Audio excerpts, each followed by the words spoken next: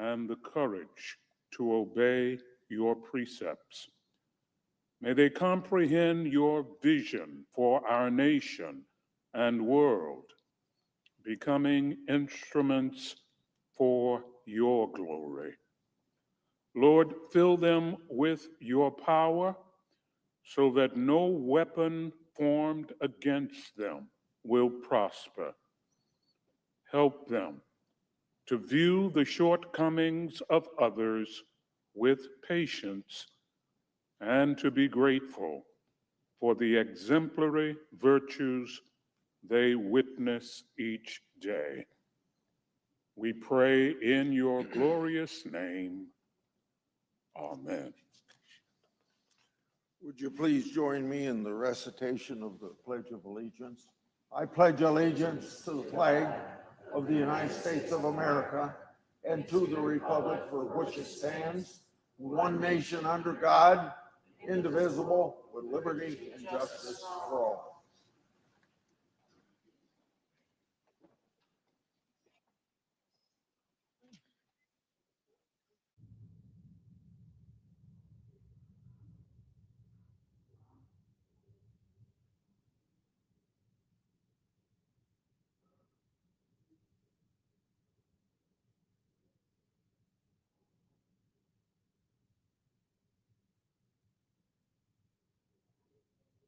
Leadership time is reserved. Morning business is closed. Under the previous order, the Senate will proceed to executive session to resume consideration of the following nomination, which the clerk will report. Nomination, Office of the Director of National Intelligence, Tulsi Gabbard of Hawaii to be director. Madam President, President Pro Tem. one short issue to just make mention, and then I want to pay tribute to an Iowan. This week, we're going to vote on the Secretary of Agriculture to be confirmed for the cabinet. That person was voted out of committee unanimously. So I think it's ridiculous for the minority, for a committee where every Democrat and every Republican voted for this nominee, to have even 1 minute of debate. It ought to be proved by unanimous consent. Now, it may not be, but at least I expressed my opinion and I gave a rationale why that should be done. We shouldn't be spending 30 hours of debate on somebody that's been approved unanimously by the Agriculture Committee. So today, I pay tribute to an outstanding Iowan who celebrated her 65th birthday, February 9th, an astronaut and patriotic American. Peggy Whitson has never stopped reaching for the stars. Her hometown is located Ringgold County. That community of Beaconsfield, its community building, is also the birthplace of another Iowan icon, the Hy-Vee supermarket, famous in about 7 Midwestern states. Peggy Whitson's spent 675 days in space, more than any other American astronaut or woman in the world. This year, she's heading right back to space for a historic 5th space mission. By all accounts, she's driven to help humanity. We don't often think about space travel as helping humanity, but she does it from tracking cancer cell growth to developing therapies that save and extend the quality of life here on Earth. So there is something very heavenly that has some earthly good. This United States Senator is proud to wish my fellow Iowan, Peggy, happy birthday. Peggy, may you continue to defy gravity and achieve stellar good things for many years to come, and I'm sure she will. I yield the floor and suggest the absence of a quorum. Clerk will call the roll. Ms. Also Brooks,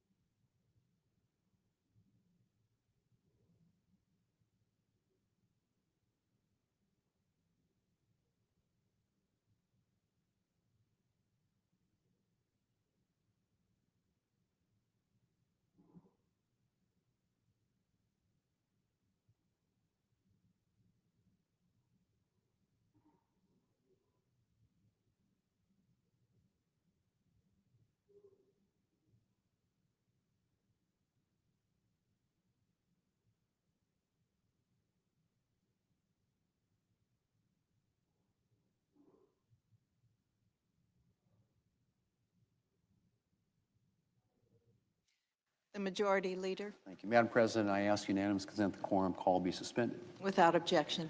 Madam President, this week the Senate will be considering its 14th nominee for President Trump's cabinet, Tulsi Gabbard, for Director of National Intelligence. Ms. Gabbard is a patriot.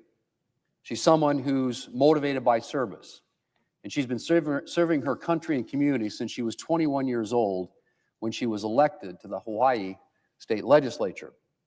Like many Americans of her generation, she felt called to serve her country after the attacks of September the 11th. And after her first session in the Hawaii legislature, she enlisted in the Army National Guard. The following year, she dropped her re-election campaign to volunteer to deploy to Iraq, the first of 3 deployments that she's made. It was after her second deployment, now as an officer and platoon commander, that she set her sights on making an impact on national and global issues, eventually being elected to the U.S. House of Representatives. Madam President, Tulsi Gabbard has worn the uniform of our country for the last 22 years, leading American soldiers in some of the most dangerous parts of the world. She also served 8 years in Congress, including service on the Homeland Security, Foreign Affairs, and Armed Services Committees. By her own count, she's taken an oath to support and defend the Constitution of the United States at least 8 times. Madam President, as both a military officer and policymaker, Ms. Gabbard has been a consumer of intelligence. She knows that good decisions depend on having the best information. And she knows that the cost of bad information is measured in lives lost. Madam President, in recent years, there have been some significant intelligence failures. And these failures aren't confined to one agency or one part of the world. The intelligence community needs to refocus on its core mission, collecting intelligence and providing unbiased analysis of that information. That's what Tulsi Gabbard is committed to ensuring if she is confirmed to be DNI. And I believe she has the knowledge and leadership capabilities to get it done. Madam President, I'm also grateful that Ms. Gabbard has expressed a willingness to right-size the office of the DNI. When this position was created by Congress in the wake of 9/11, it was designed to be a sort of quarterback, if you will, for the intelligence community. It was designed to be a lean organization focused on coordination and ensuring all the elements of the intelligence community are communicating and working together toward a common purpose.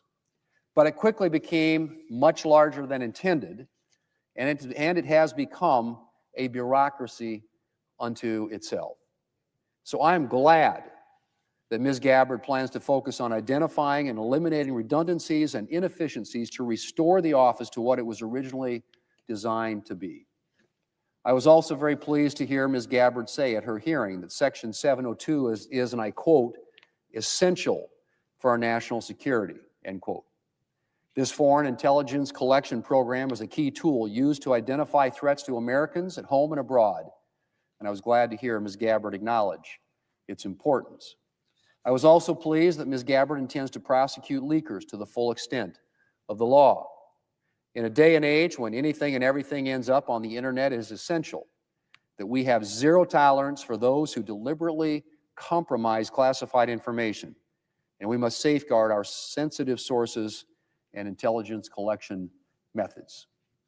Madam President, Tulsi Gabbard is a patriotic American. She believes strongly in the mission with which she'll be tasked, keeping America safe. And you don't have to take my word for it. Take it from Americans who have served alongside Ms. Gabbard during her 22 years in uniform, from the people who have put their lives in her hands. As one wrote, and I quote, her exceptional qualifications coupled with a proven track record of leadership and unwavering commitment to safeguarding our national interests render her the unequivocal choice for this critical position, end quote. And from another, and I quote again, I know Tulsi will be fully committed to protecting all Americans during this pivotal moment in American history, end quote.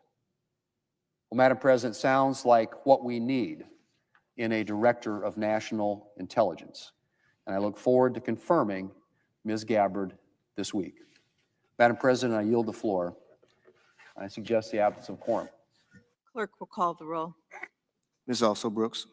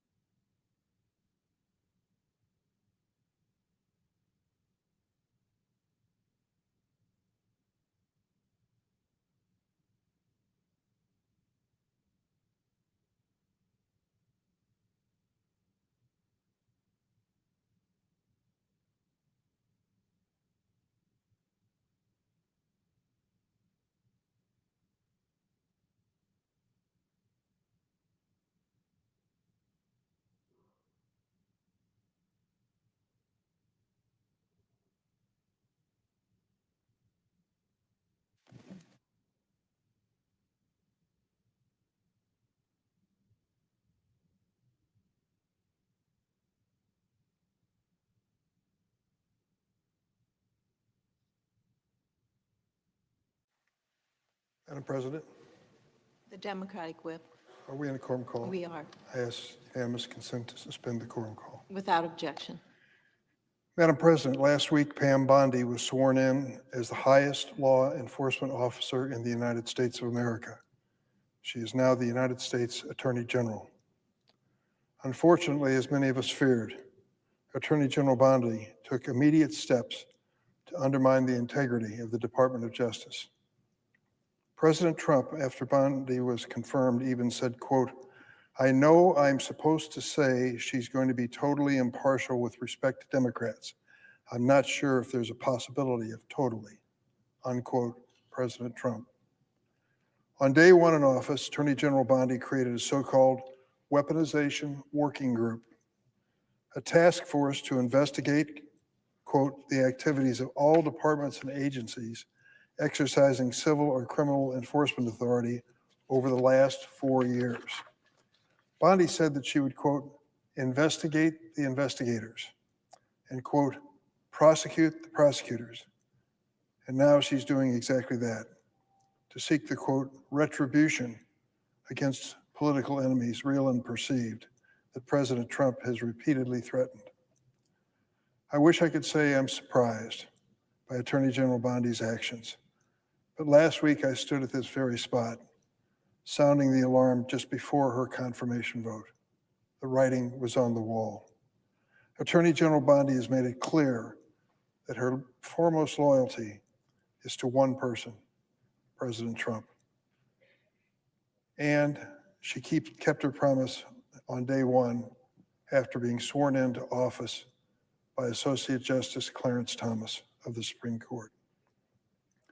Bondi's directive is only one step in misusing the powers of government to carry out President Trump's retribution against those he perceives to be his enemies, and the list is long.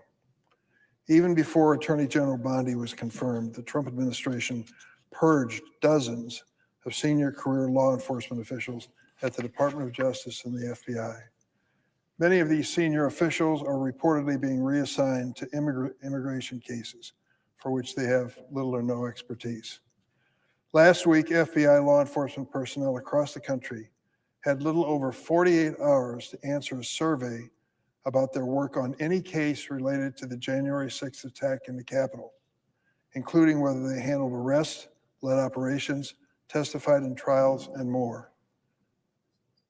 Consider this for a moment. I don't know if you were here, Madam President, on that day, but those of us who were will never forget it. An insurrectionist mob left a rally for President Trump and came to Capitol Hill, crashed down the doors and windows, invaded the Capitol, started beating up on the Capitol Hill police. The net result, 4 policemen died. 140 were seriously injured. They took control of the United States Senate chamber and the House chamber and went through their antics posing for pictures sitting in the chair that you're sitting in. They went through my desk and other desks too. It was their day. These so-called tourists, so-called political prisoners. I've said on the floor before, and I've thought about this many times, if we were told that in the House of Parliament in London, that a mob had beaten down the wooden door and taken control of the House of Commons, what would have been the reaction in the United States? First, incredulous. That can't happen. England's a powerful nation. It's got a rich history. A mob took over Parliament. That is exactly what happened on January 6th. A mob took over the Congress of the United States, invaded the Capitol building like the British in the War of 1812, and forced control at the expense of a lot of people who were prepared to die to defend us that day. That was a horrible incident. It's a horrible chapter in American history. And now the Trump administration is setting out to erase that history. The Soviet revisionists would look at this with some pride, to think that politicians in America are engaging in the same historical rewrite that they did for so many decades. And this rewrite is to erase January 6th as a reality, to whitewash it, to describe it as something that it isn't. How they'll ever overcome the hours and hours of videotapes which verify exactly what happened that day, I don't know. But they're going to start by cleansing the ranks of those in law enforcement who had anything to do with the 1,600 criminal defendants who were charged because of that day. Apparently, they wanted disclosure of these names of all those who took the assignment given them in the Department of Justice or the FBI to investigate that crime of January 6.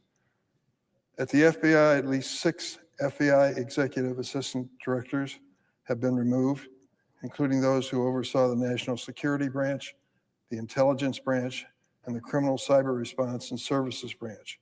The Trump administration has removed the special agent in charge in at least 4 major field offices and the assistant director of the Washington field office.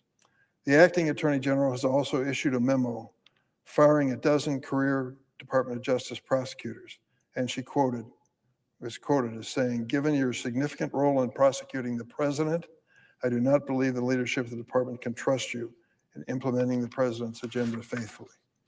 The Bureau's acting leaders are career public servants who have reportedly resisted the push from Trump administration officials to punish FBI agents who were simply doing their work and were assigned to investigate the January 6th attack. It was I'm not mistaken, it was the largest criminal prosecution in history.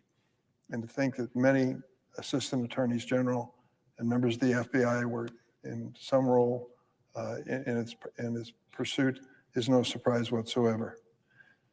So now the Trump administration wants these people to be outed, publicly disclosed, names and addresses. This weekend, the Bureau turned over the personnel details of thousands of FBI personnel. Thankfully, a temporary court order was issued on Friday that is keeping the Department of Justice from revealing those names. Is there any danger to these women and men who swore allegiance to the United States and its Constitution and pursued the official duties of the Department of Justice? Why, of course there is. The previous head of the FBI told us that the situation is grim when it comes to domestic terrorism in the United States. So is he suggesting that perhaps the Proud Boys and the Oath Keepers can't wait to get this list the Trump administration's produced? A list of those who did their duty under the Constitution and pursued these cases on the January 6th outrage. I'm afraid that's a fact. That temporary court order is the only thing between these white nationalist extremist groups and the men and women who dedicated their lives to law enforcement in this country. That's where we've come to in just a few short days of the new Trump administration.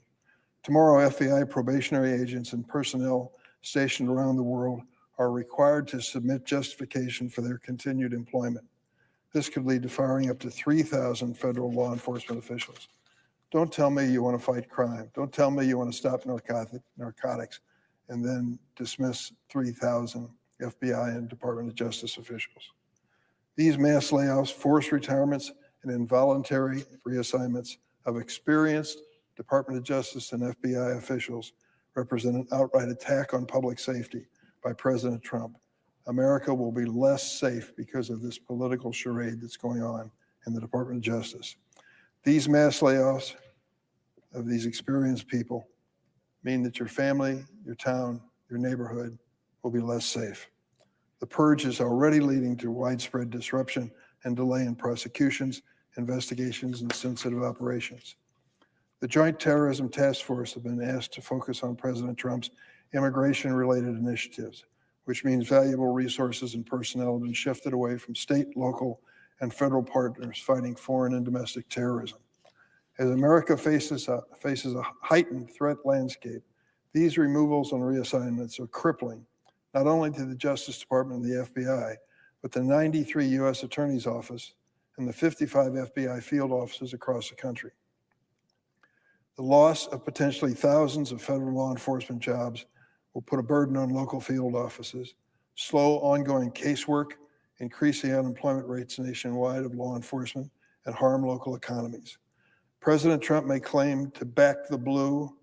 He may pose with men and women in law enforcement, but apparently he's only interested in doing so when it's politically convenient and consistent with his political agenda.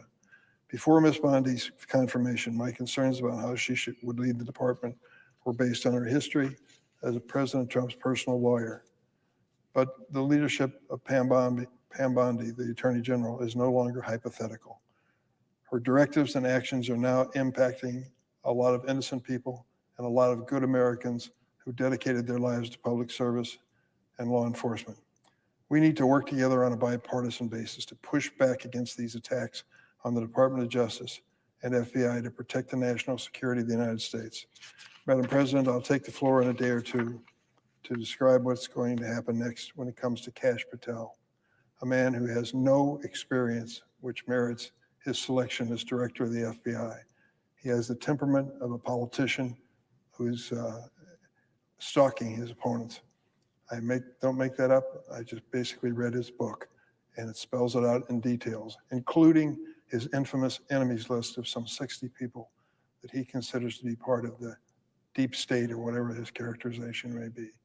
To give this man a 10-year tenure as director of the FBI and the power of that agency with thousands of investigators and individuals is to invite trouble for this generation and the next. He's going to do things in that position which are not consistent with the values that people at the FBI have brought to that work for more than 7 or 8 decades. And that's why it's very important we watch it carefully. Madam President, I yield the floor. Suggest the absence of quorum. Clerk will call the roll. Ms. Also Brooks.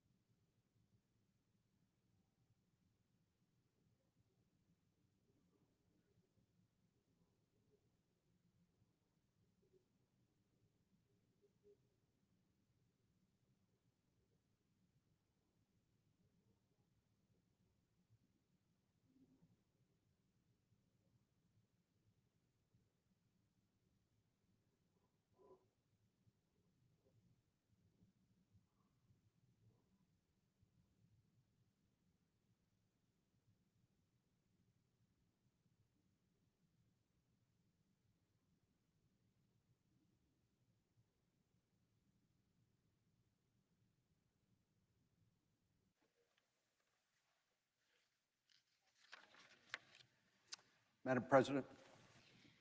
The senator from Texas. Madam President, I ask unanimous consent that the quorum call be rescinded. Without objection. Madam President, last week the Senate voted to confirm Chris Wright as President Trump's Secretary of Energy. You know, the United States has been blessed with incredible natural resources, and it's something, frankly, that it seems like President Biden sought to deny the American people the benefits of that endowment with this vast natural resources. And President Trump is going to reverse those policies and make sure we take full advantage of it for many reasons. I was proud to support Secretary Wright's nomination, and I can't think of a better candidate to oversee the implementation of one of President Trump's key campaign promises to unleash American energy in a new golden age of prosperity.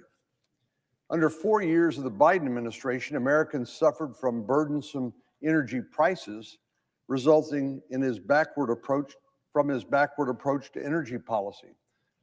We know that inflation was part of what was driving those high energy prices, but also the refusal to take advantage of what God has given us in terms of natural resources.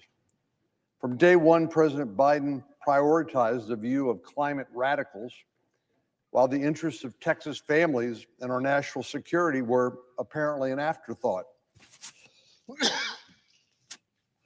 His first action was to revoke the permits for the construction of the Keystone XL pipeline, a project that would have allowed us to transport crude oil from Canada to refineries in the Midwestern United States.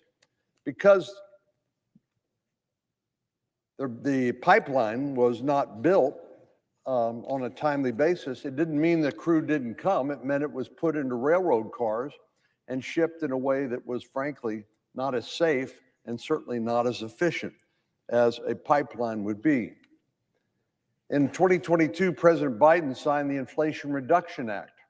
And while this law did nothing to reduce inflation, it did create massive subsidies for electric vehicles, most of which average working American families can't afford to buy. But it is the car of choice for many high-income coastal elites. But it wasn't enough to just subsidize electric vehicles. In 2024, the Biden administration went further in finalizing a rule requiring 2/3 of new cars on the market to be electric or hybrid by 2032.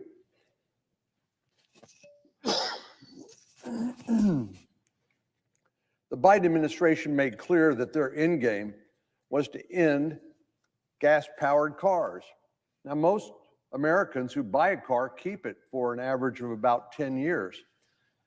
And President Biden basically wanted to force them into buying something that was not their preference, but was going to be subsidized by hardworking families.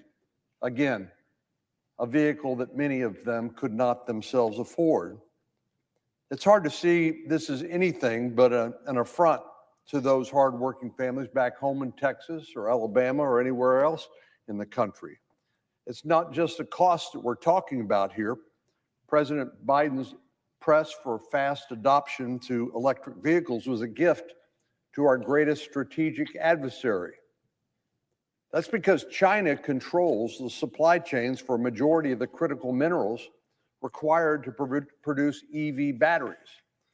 75% of lithium-ion batteries, 70% of cathode, and 85% of anode production capacity required for EV batteries, as well as 50% of the processing facilities for lithium, cobalt, and graphite are all located in China. On the other hand, the United States produces virtually none of these critical minerals and certainly does not process them, which is admittedly a very difficult and sometimes a dirty process. But in China, they process 90% of the world's critical minerals. And frankly, they don't care too much about the consequences. But President Biden's insistence on this rapid transition from gas-powered vehicles to electric vehicles put our national security concerns and working families in the back seat to Xi Jinping and the climate radicals. But he didn't stop with electric vehicles. Last January, President Biden issued a pause on all American exports of liquefied natural gas in order to conduct a study on the environmental impact. Well, I can tell him what the study has shown. What experience has shown is that natural gas has driven down the number of carbon emissions that previously occurred because of the broad use of coal. So natural gas is really a much cleaner source of energy. Of course, this pause on exports had major repercussions in Texas, which is one of the leaders of the LNG industry. A 2023 study from the National Association of Manufacturers found out that liquefied natural gas contributes $43.8 billion to our GDP. It supports more than 200,000 jobs and generates $11 billion in federal, state, and local tax revenue. In Texas alone, the oil and gas industry specifically supported more than 178,000 direct and indirect jobs in 2023 and purchased nearly $100 billion of U.S. goods and services. But President Biden's pause on exports was not the only time the Biden administration chose to pick a fight with Texas over energy. Last fall, the D.C. Circuit Court issued a ruling that revoked a permit for the LNG export terminal at the port of Brownsville. This export terminal and related project had already been approved by the Federal Energy Regulatory Commission. Just one of the projects affected by this ruling would have created 6,000 jobs and more than $18 billion of investments in South Texas. But the D.C. Circuit sent them back to the drawing board, insisting that they needed to, quote, adequately consider the environmental justice impacts, close quote, of these developments. These were for projects that had already been approved by the Federal Energy Regulatory Commission. Of course, we already know that liquefied natural gas is one of the cleanest sources of energy. And of all the places in the world to source LNG, the United States of America has the highest standards. But environmental considerations aside, this war on American energy exports is a direct conflict with our national security priorities. Prior to the pause on LNG, the United States was supplying energy to our European allies. This, of course, allowed them to rely far less on Russian energy sources to keep the lights on and keep their houses warm. By turning off our LNG spigot, President Biden sent a gift to Vladimir Putin in the form of another source of revenue. And of course, it's the revenue that comes from the sale of energy in Russia that Putin uses to fund his war machine, which has resulted in the death of hundreds of thousands of Russians and Ukrainians. President Biden's energy agenda put Texas workers and their families and our national security last, choosing instead to bend the knee to foreign adversaries and to radical climate activists. But thankfully, that's not where the story ends. President Trump and Secretary Wright are now at the helm. And President Trump has lost no time in righting the ship to put American consumers and our national security first. President Trump is already off to the races to unleash a golden age of energy dominance in a number of important ways. On the first day of his presidency, he reversed President Biden's disastrous LNG pause. This will allow our allies to access to the oil and natural gas that comes from Texas projects in the Gulf of America, rather than relying on our adversaries. Furthermore, it's not just Texans and our European allies who can benefit from President Trump's and Secretary Wright's agenda. By reforming the permitting process, we can make sure that everyone within the United States has access to our abundant domestic energy supplies. And it will bring prices down, as President Trump has said is important in his fight against 40-year high inflation under the previous administration. Unfortunately, some of our New England states, notably states like Maine and Massachusetts, are still reliant on foreign fuel. And that's because of the lack of pipelines that would take the LNG and transport it up into that part of the United States. Due to stringent shipping requirements from the Jones Act, it's more costly to transport natural gas from the Gulf of America to New England than it is for these states to import fuel from foreign countries. The Jones Act was intended to protect U.S. shipping, but in this case, it has the unintended effect of decreasing our energy independence. I have no doubt that common sense permitting reforms can right this wrong.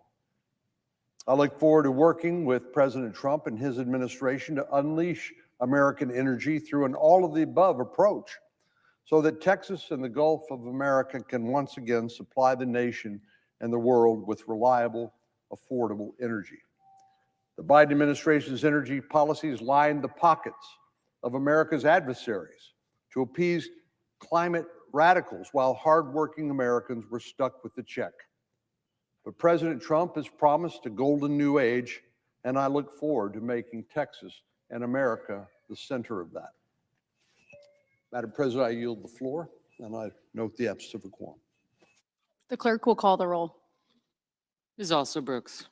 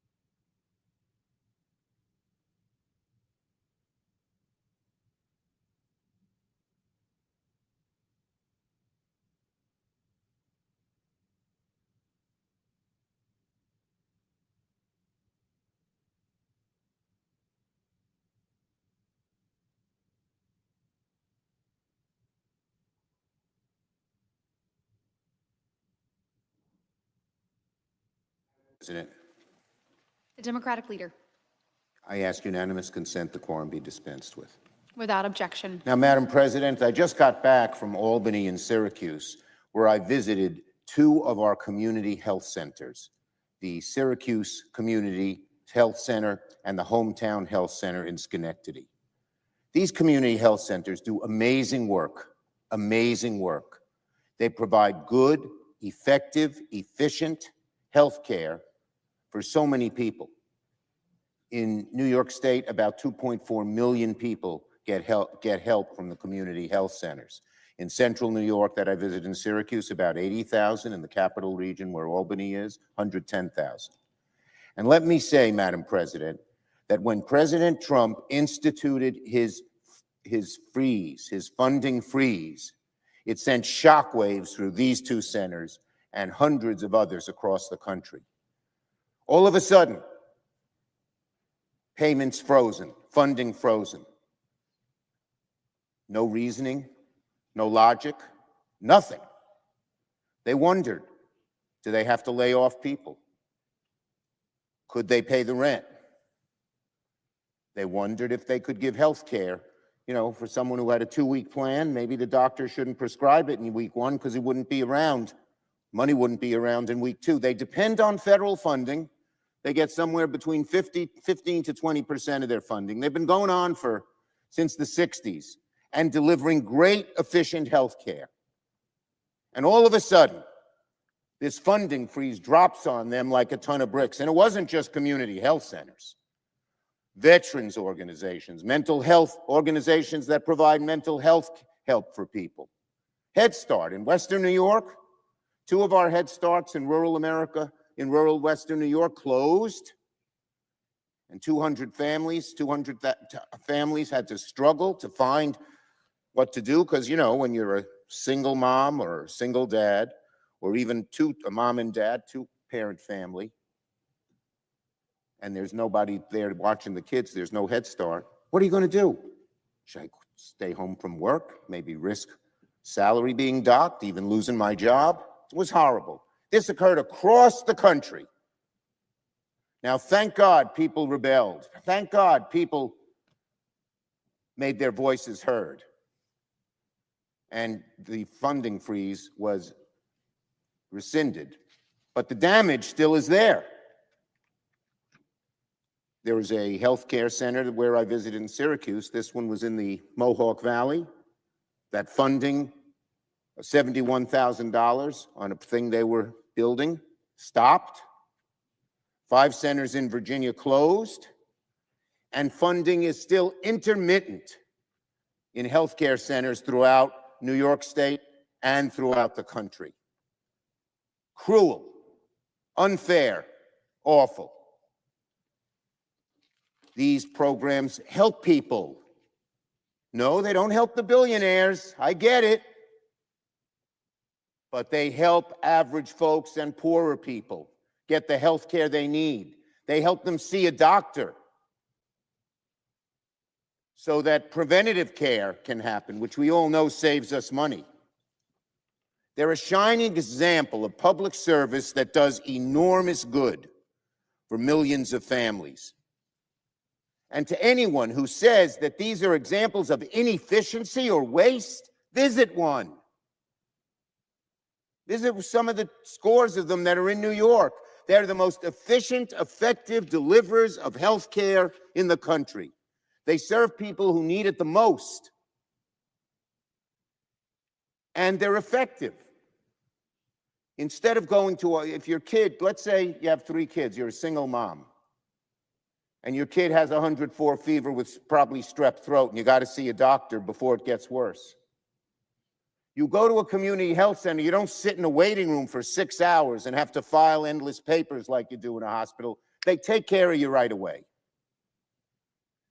And it makes it a lot easier for people to get health care, and it makes people want to get that health care that their kid might need. And yet we're still hearing it. These great healthcare centers, funding delayed, funding not coming, funding late.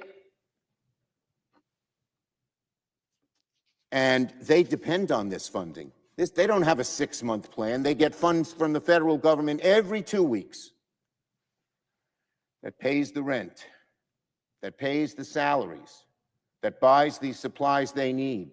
You shut it off for a week, and the whole thing could face a real problem. And so I went to Syracuse and Albany and demanded that, number one, this administration say they're no longer fooling around with the money that these community health centers need, that they get it right away. Two, they give an explanation as to why it was cut off. What'd they do wrong? Help people get health care that they need? And third, we Senate Democrats are demanding that the funding for these centers overall, which runs out on March 14th, because as you know, Madam President, there was a bipartisan agreement to fund them fully for the year, Democrats and Republicans, and Donald Trump and Elon Musk said, even before they were in office, Musk is not in office, but before Trump was in office and Musk was working with them, they told the Republicans, don't fund it. Don't fund this health care package. And so now we're waiting until March 14th. But that is a CHC, a community health care center cliff. If we don't renew that funding, many, many will close. Millions of people in America who are getting good health care, often preventative, often dealing with the immediate problems, will not get it at all. So those are the three things. Stop fooling around with the funding. Keep the flow going.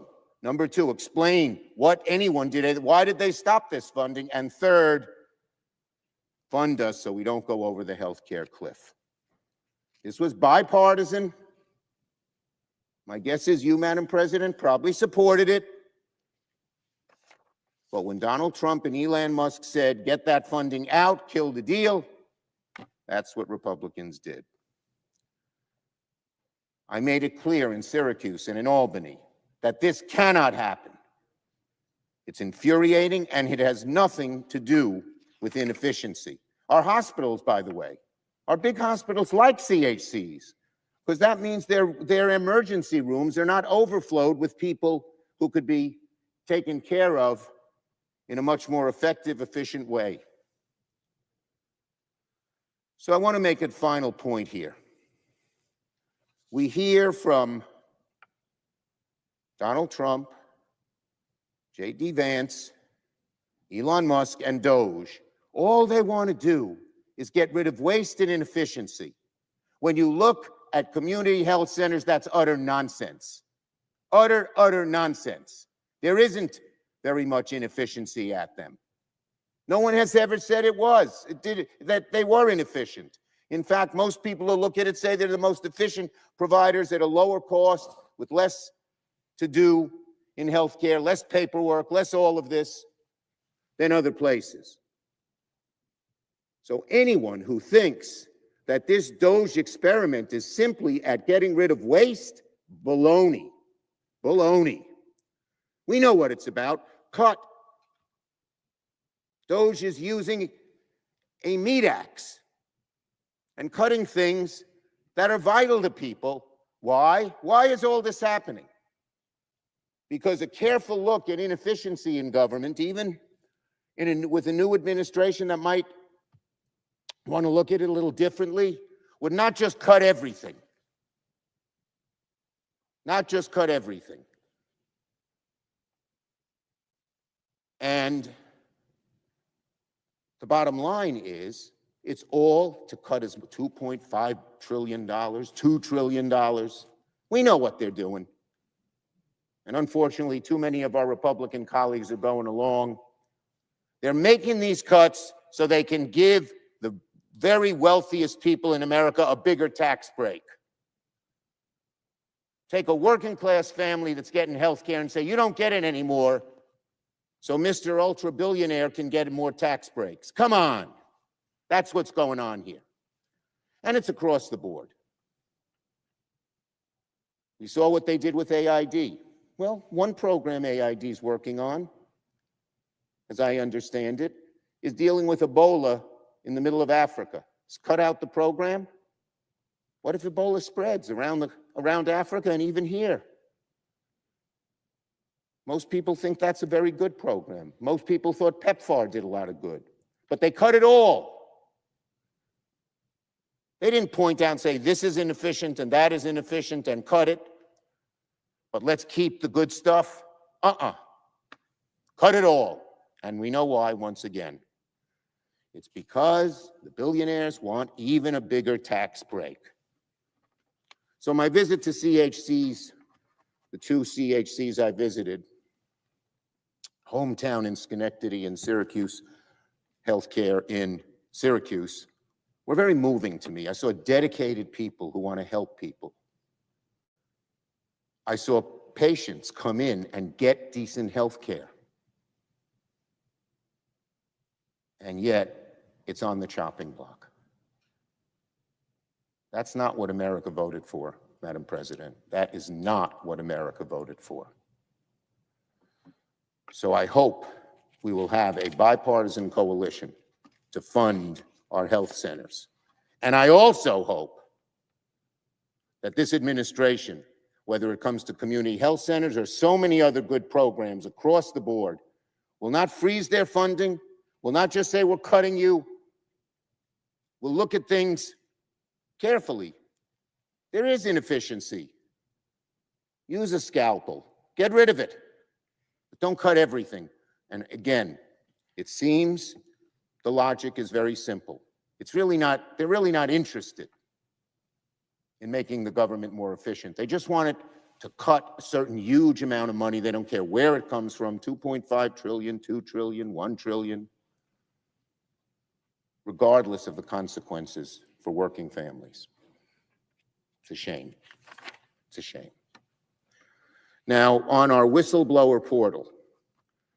So today, we Senate Democrats have a very simple message to the American people, and that is if Donald Trump won't stand up for the rule of law, and Senate Republicans won't lift a finger to hold him accountable, Senate Democrats will. So today, I joined with a number of my colleagues to announce a new Senate Democratic whistleblower portal to help fill the void that Donald Trump created by firing the government's independent watchdogs.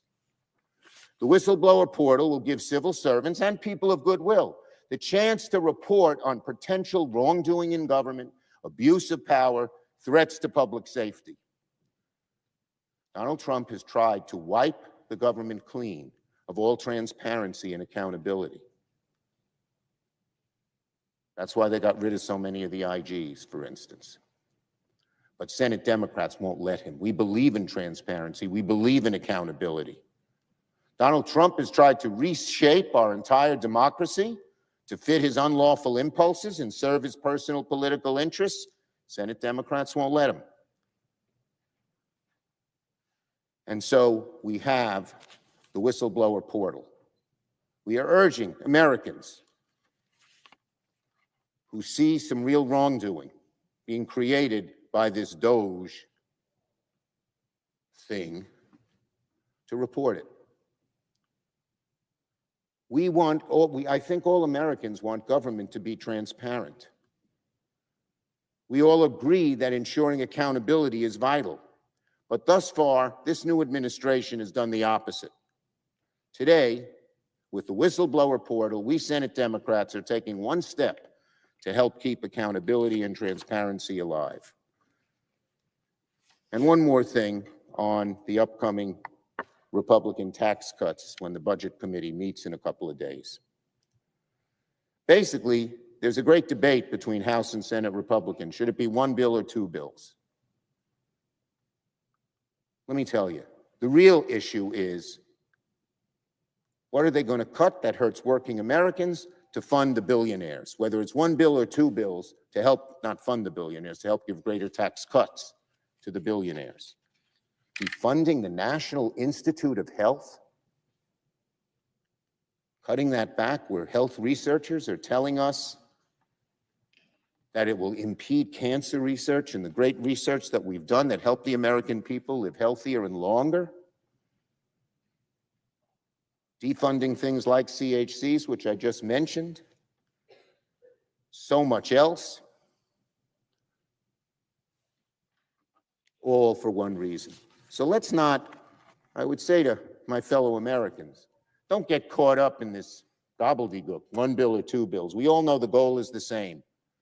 Cut, cut, cut, even vital programs that help working Americans, to give tax cuts, tax breaks to the wealthy. And that's what we'll see in this first step when the Budget Committee marks up its bill, supposedly on Wednesday. One bill, two bills? No. It could be 50 bills. I don't care. It comes down to the same thing. The end goal for Republicans to pass gargantuan tax cuts for Donald Trump and their billionaire friends. Cut the daylights out of everything else. Medicaid, Medicare, school lunches, prescription drug reform, medical research for these tax cuts. The American people are going to learn this as we move forward, and I don't think they're going to like it. I yield the floor and note the absence of a quorum. Roll. Ms. Alsobrooks.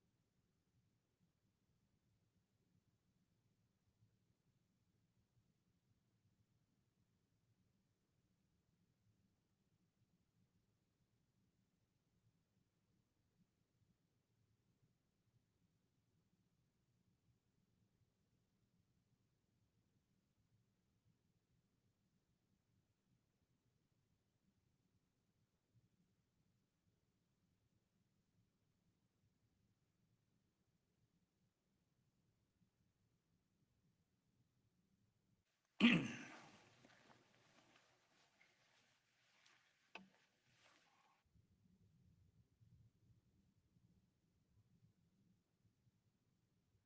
President. The senator from Virginia. Madam President, are we in a quorum call? We are. Madam President, I ask that the proceedings of the quorum be vitiated. Without objection. Madam President, I rise this afternoon in opposition to the nomination of Tulsi Gabbard to be Director of National Intelligence, because nothing less than our national security is currently on the line. I'm going to start by saying that I have nothing but respect for Ms. Gabbard's many years of service to our nation, both in uniform and as a representative for Hawaii.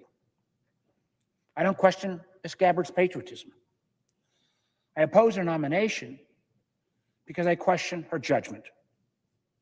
Now, many may not understand the important role that the Director of National Intelligence plays.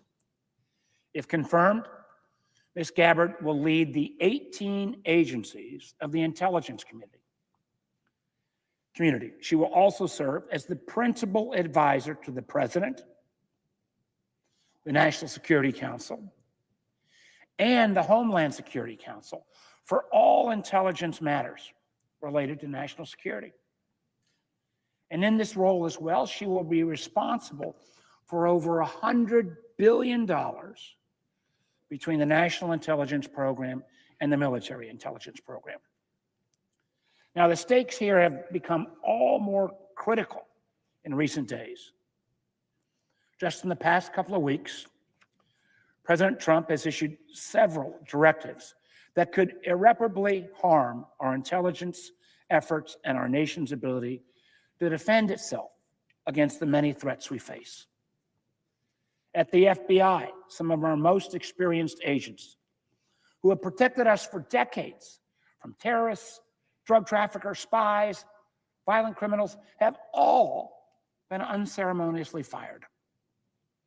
Thousands more may have reason to fear they may be next, based on the vindictive list apparently being assembled of every FBI official who was involved in the investigations into the Capitol riot on January 6th.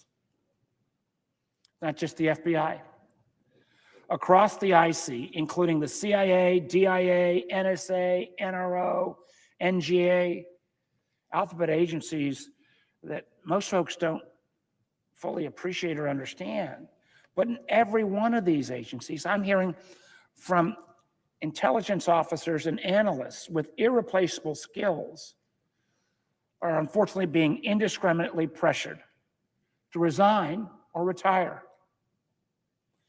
And reportedly, senior law enforcement and national security officials are being asked to take political litmus tests, such as whether the 2020 presidential election was stolen and whether the January 6, 2021 attack on the US Capitol was an inside job. Across the government, whole agencies are being eliminated and funding impounded in flagrant defiance of the Constitution and the law. While unvetted, unqualified Doge bros, one who formerly worked for a Russia hacker group and was fired for leaking sensitive company secrets to a competitor, and yet another who proudly declared himself a racist and said he would not mind if, quote, Gaza and Israel were both wiped off the face of the earth. And that individual, I understand, has actually been rehired after he initially quit. These Doge bros are illegally burrowing into classified and other sensitive information, jeopardizing our national security and violating Americans' privacy. To take just one recent example of what's at stake here, just last week, the CIA sent an email using an unclassified system to the White House, listing the names of all recently hired employees. This again from the CIA. It takes months to get a CIA employee a security clearance, and then a year to train. Suddenly, all of their names are out. this happened evidently in an attempt to comply with an executive order to reduce the size of the workforce, no matter how badly their skills might be needed. These 200 plus individuals, and I can assure you with a name and a last letter of a name and appropriate AI tools based on where these folks are working, you can find out their identities. And these agents may be burned before they even start their career. Now, I know that many of my Republican colleagues profess to take the issue of unclassified servers very seriously indeed. There's a whole litany of attack on this earlier. But the fact is, beyond the counterintelligence risk of foolishly exposing these officers' names using channels known to be targeted by foreign hackers, this careless effort to identify and potentially dismiss recently recruited and trained CIA officers also imperils the longstanding bipartisan efforts by the Senate Intelligence Committee to actually modernize and streamline the agency's hiring process. Because we need to make sure that we continue to recruit and retain talented young officers when it comes to confronting the growing national threats posed by the PRC. We need leaders in the intelligence community and throughout government who are prepared to stand up to those short-sighted attempts to attack our workforce at the expense of our national security. Unfortunately, I don't believe Ms. Gabbard is such a leader, nor is she well suited by dint of experience or judgment to serve as Director of National Intelligence. The DNI is a position of great importance and significance to our national security, created candidly after one of our worst security failures in our nation's history, 9/11. For that reason, when Congress established this position, in many ways due to the efforts of my good friend Susan Collins, it mandated in law that any individual nominated for the position must have, and I quote, extensive national security expertise. As I noted previously, the DNI was created to fill this gap after 9/11, because this mission is to share intelligence not only between the 18 entities that make up the American IC, but also to work with our allies, because it is predicated, this sharing of information, sharing of intelligence with our allies is predicated on trust. There's no agreement. Trust that we and our allies will protect each other's secrets. Yet repeatedly, Ms. Gabbard has excused our adversaries' worst actions and instead often blamed the United States and our allies for them.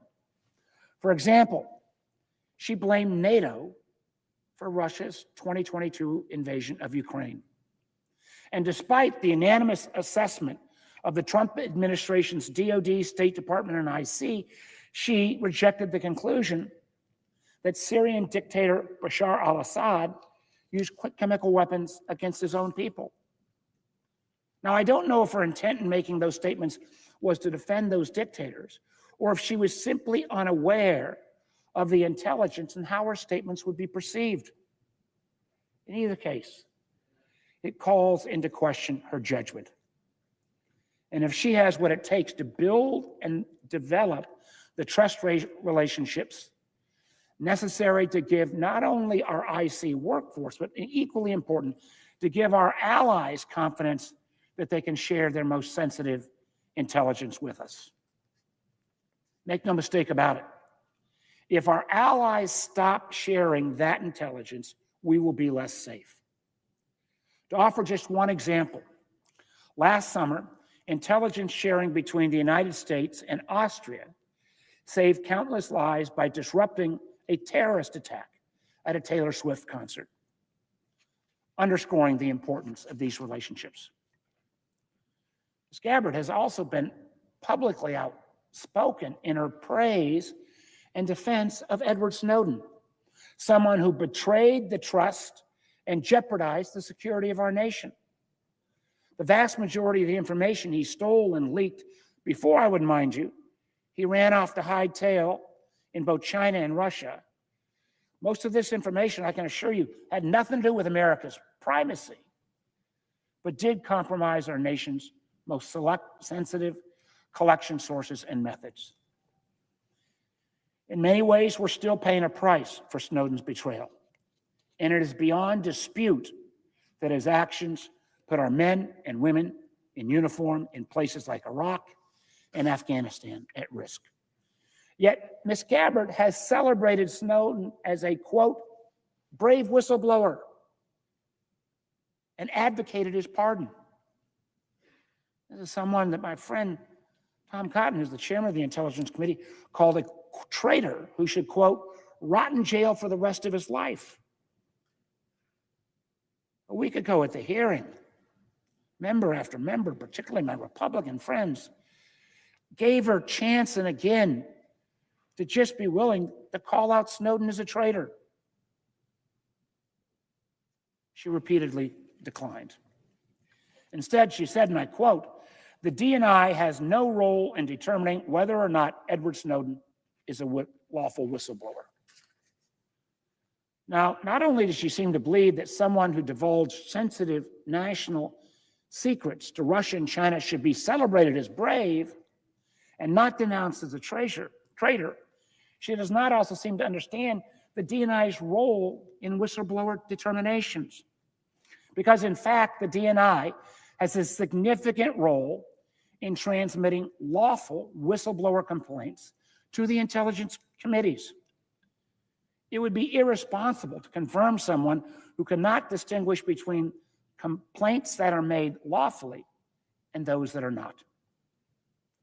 Further, it is the statutory responsibility of the DNI to, quote, protect intelligence sources and methods from unauthorized disclosure.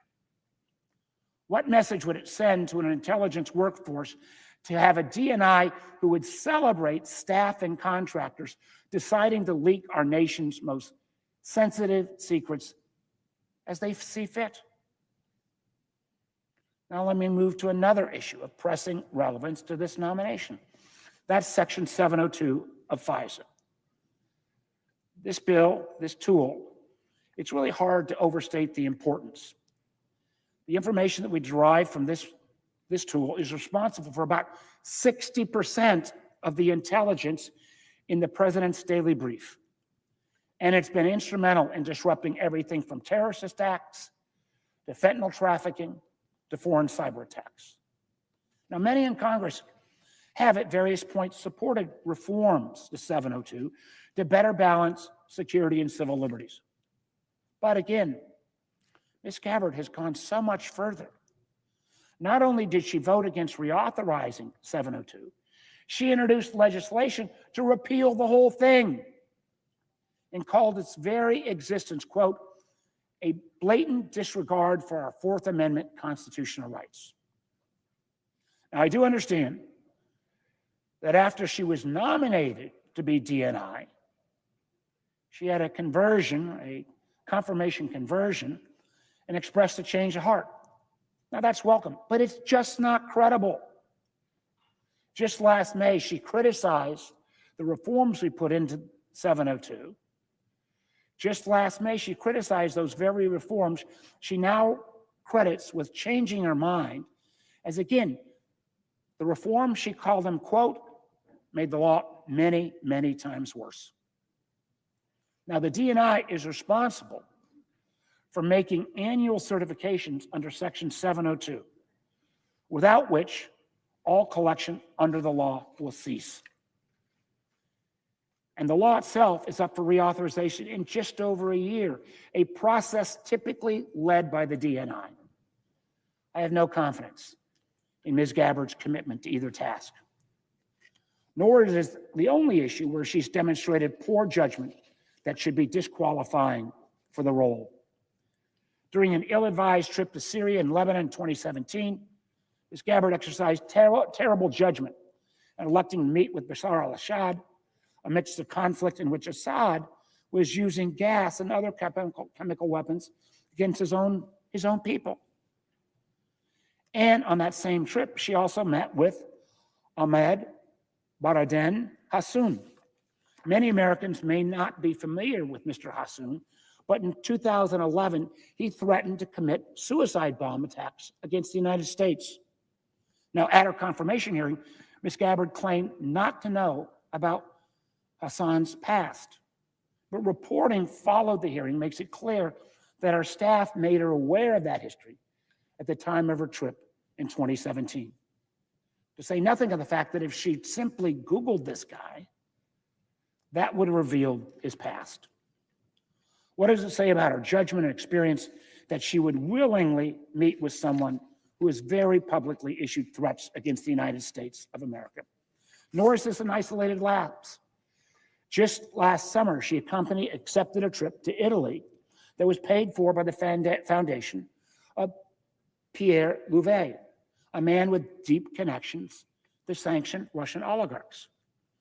And at her confirmation hearing, she seemed unable to recognize why the national security interest of the United States might be better protected if TikTok, a social media app that reached into homes of millions of Americans, was actually under American ownership, rather than being subject to the controls of the PRC and ultimately the Communist Party of China. The world today is more complex and more dangerous than ever before. And we need serious people with the experience, expertise, and judgment to navigate that complexity. Unfortunately, Ms. Gabbard is not such a nominee. A vote in favor of her confirmation is an endorsement of President Trump's lawless efforts to hollow out our national security workforce, and her confirmation will further strain the alliances that have kept our country safe for decades. Therefore, I urge my colleagues to oppose Ms. Gabbard's nomination. With that, I yield the floor.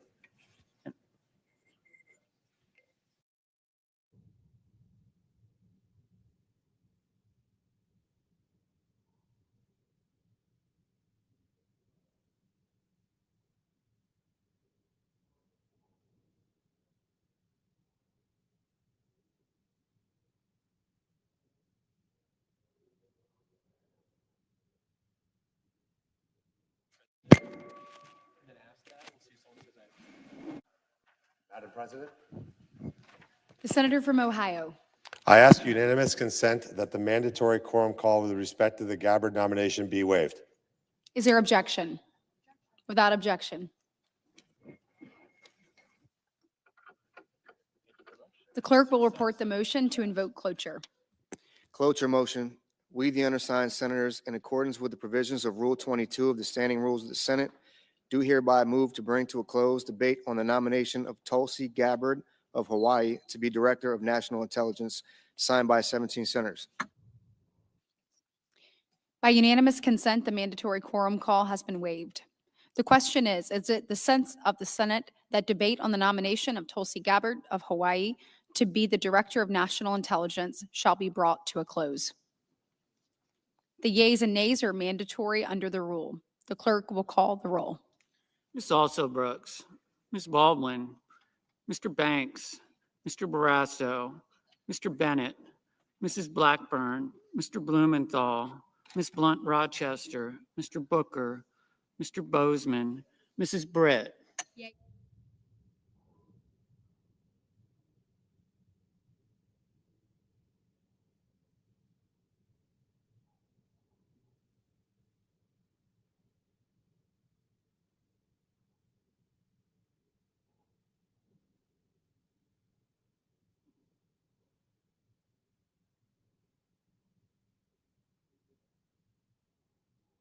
Mr. Budd.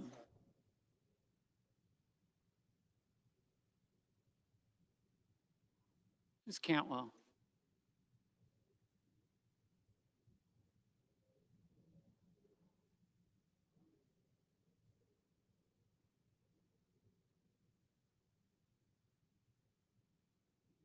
Mrs. Capito.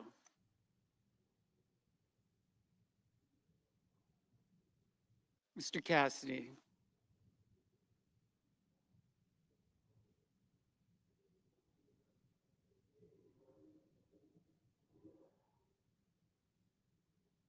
Ms. Collins.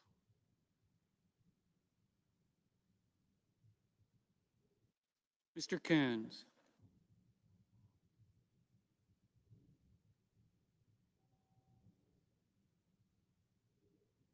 Mr. Cornyn,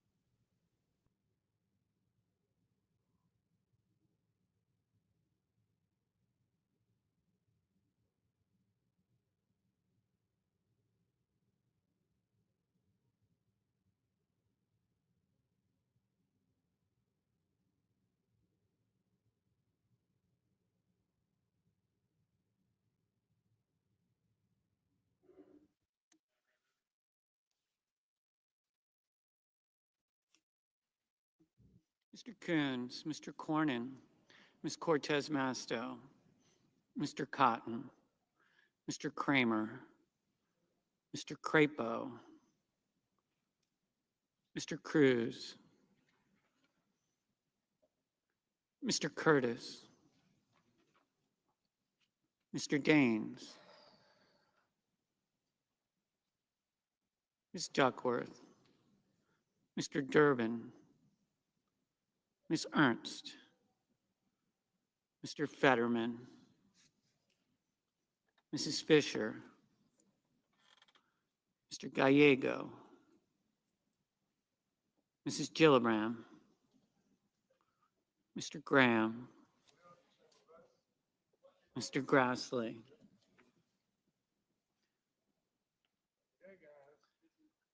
Mr. Haggerty, Positively, yes. Ms. Hassan,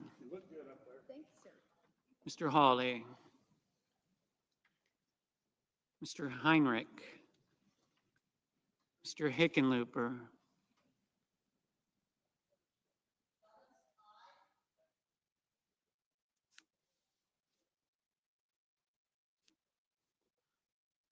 Ms. Rono, Mr. Hoven, Mr. Husted, Mrs. Hyde-Smith, Mr. Johnson,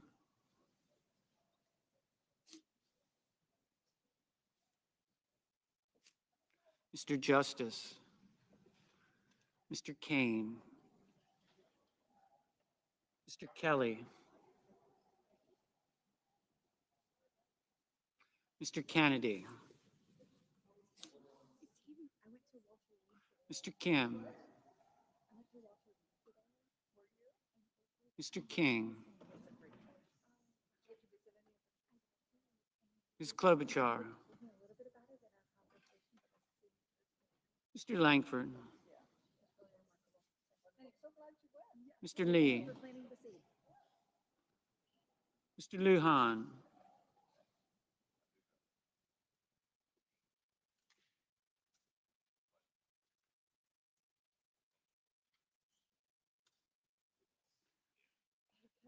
Ms. Lummis, Mr. Markey,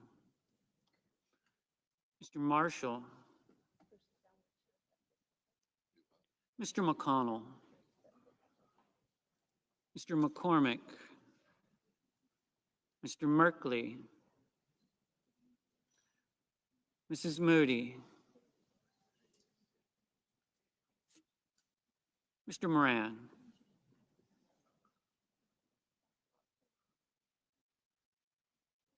Mr. Moreno,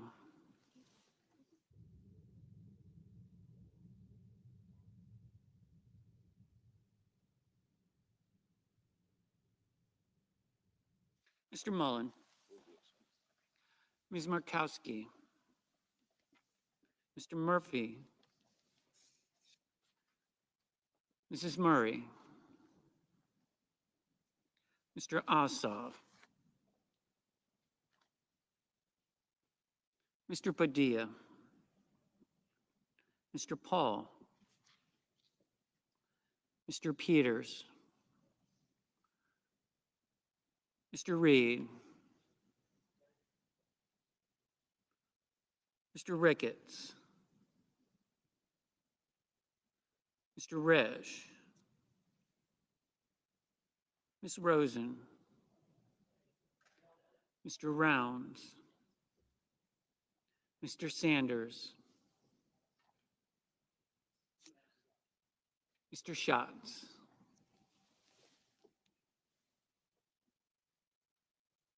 Mr. Schiff, Mr. Schmidt,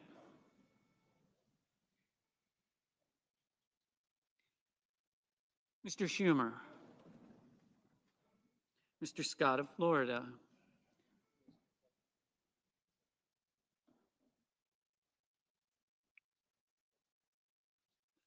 Mr. Scott of South Carolina, Mrs. Shaheen, Mr. Sheehy,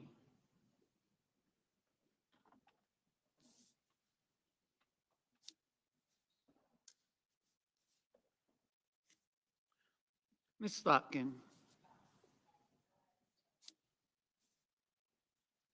Ms. Smith,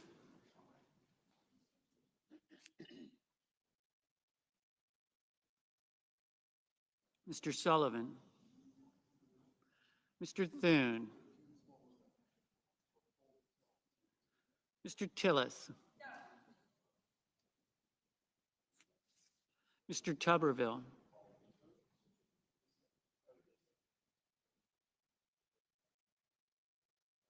Mr. Van Hollen, Mr. Warner, Mr. Warnock, Ms. Warren,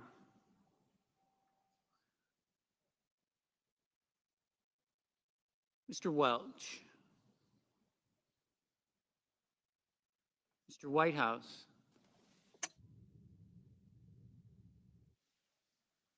Mr. Wicker, Mr. Wyden, Mr. Young,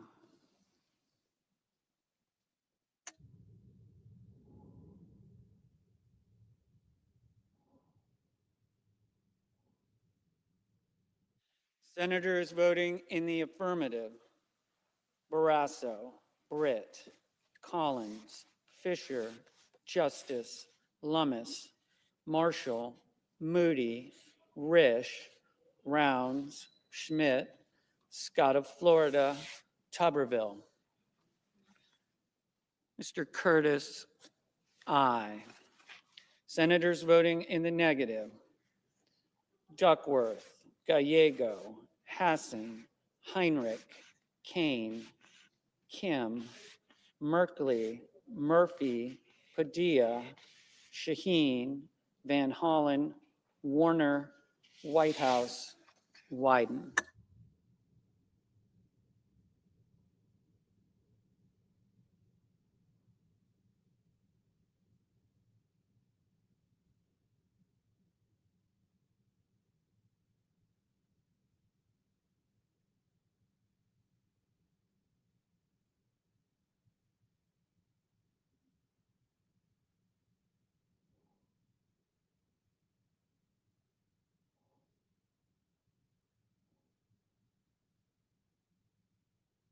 Ms. Blunt Rochester. Ms. Blunt Rochester, no.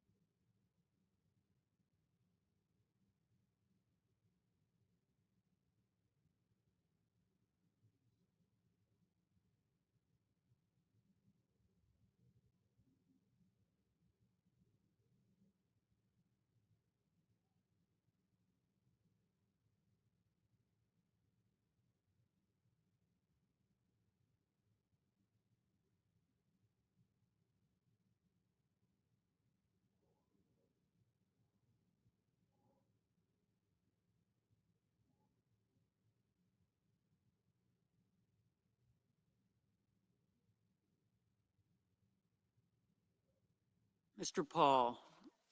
Mr. Paul, aye. Mr. Reed. Mr. Reed, no.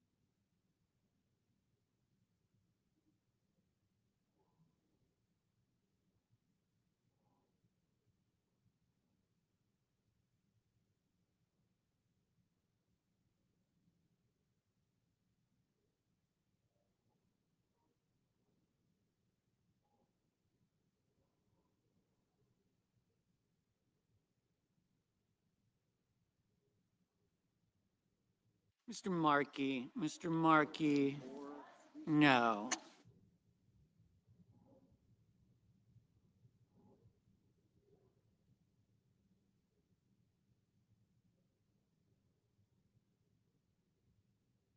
Mr. Peters. Mr. Peters, no.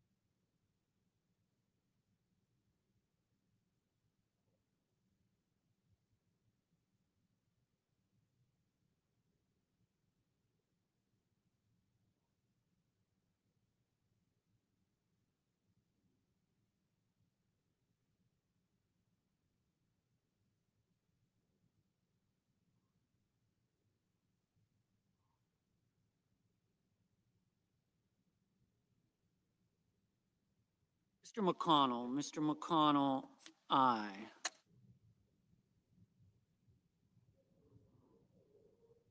Mr. Husted. Mr. Husted, aye.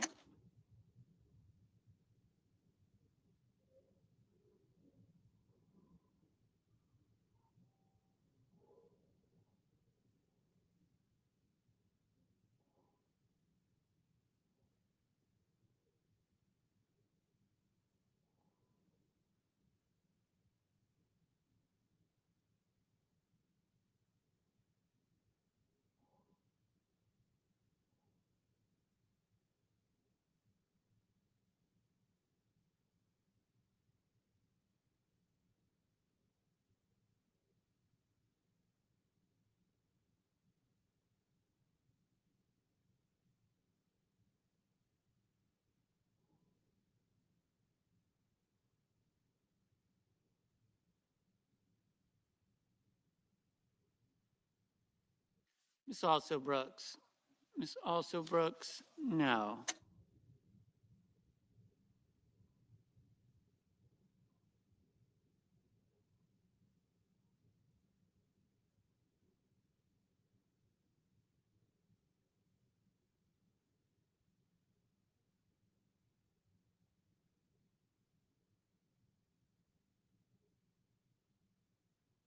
Mr. Johnson. Mr. Johnson, aye.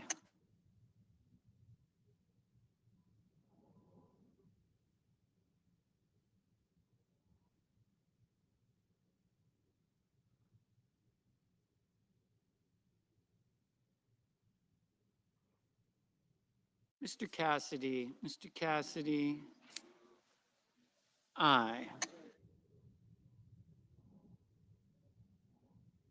Mrs. Murray. Mrs. Murray, no.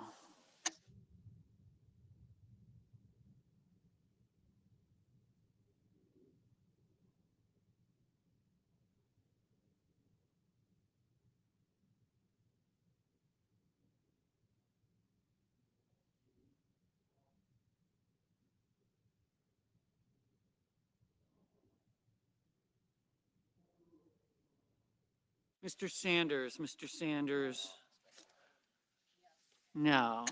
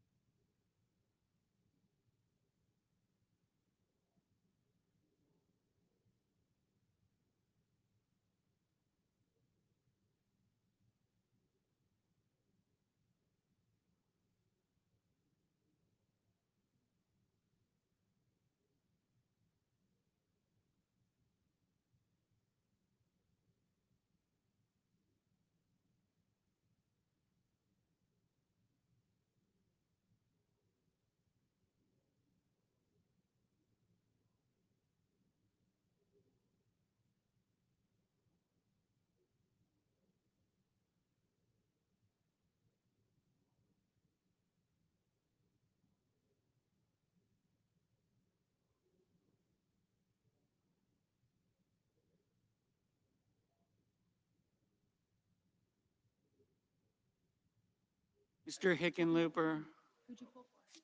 No.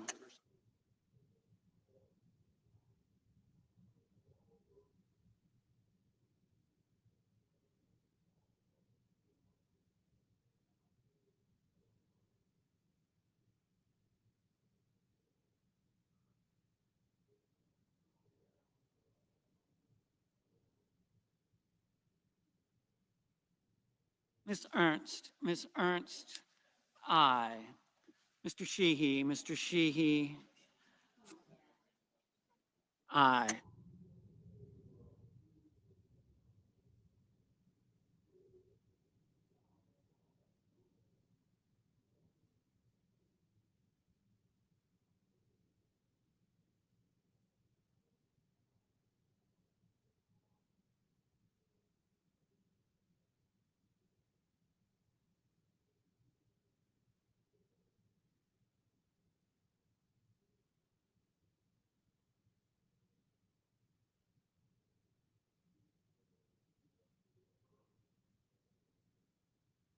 Mr. Moreno, aye. Mr. Crapo, aye.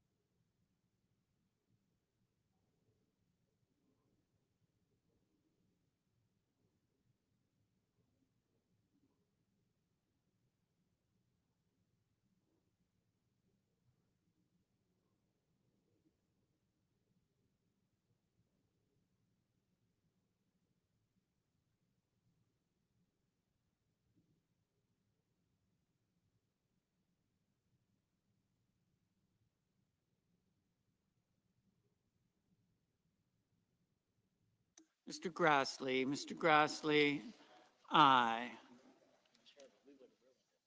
Mr. Ricketts, aye. Mr. Ossoff, no.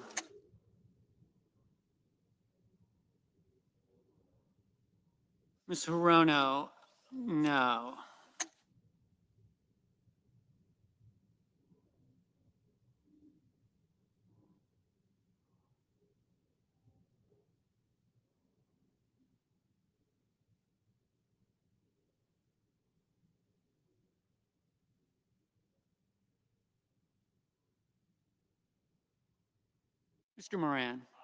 Mr. Moran, aye.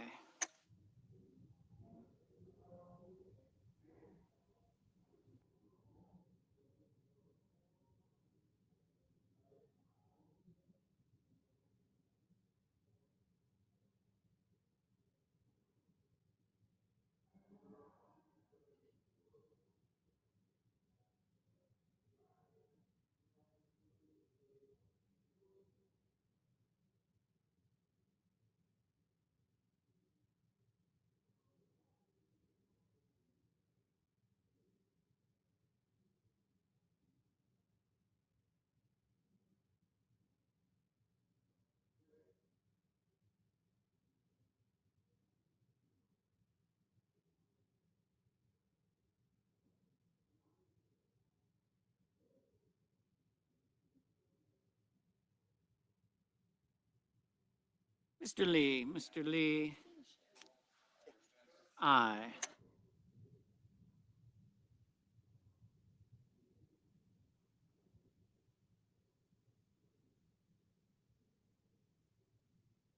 Mr. McCormick, Mr. McCormick. Aye.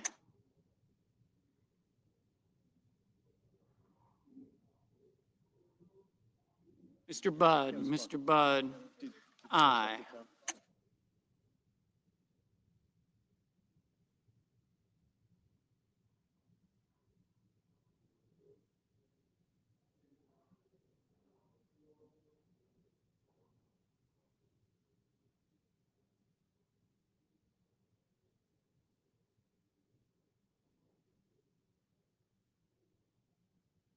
Mr. Booker, no.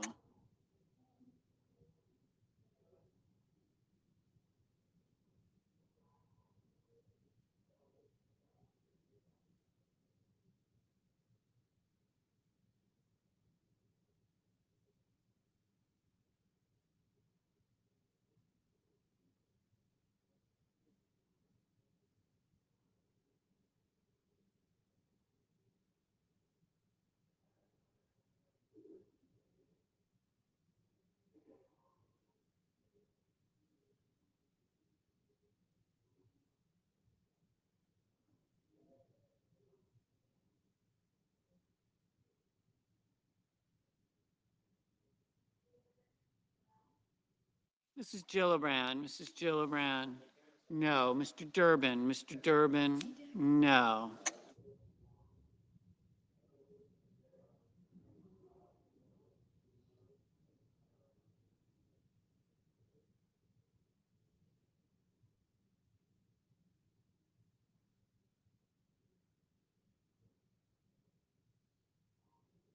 Ms. Warren, no. Ms. Baldwin, no. Mr. Cornyn, aye.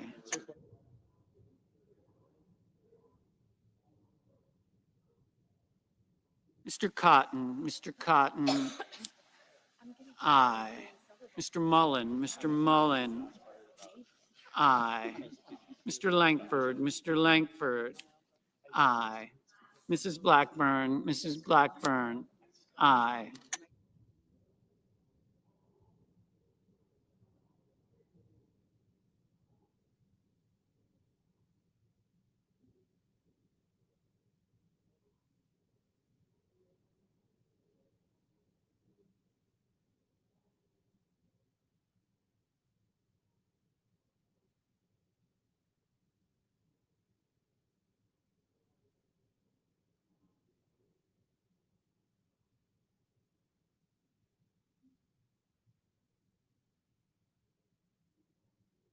Mrs. Capito, aye. Mr. Hoven, aye.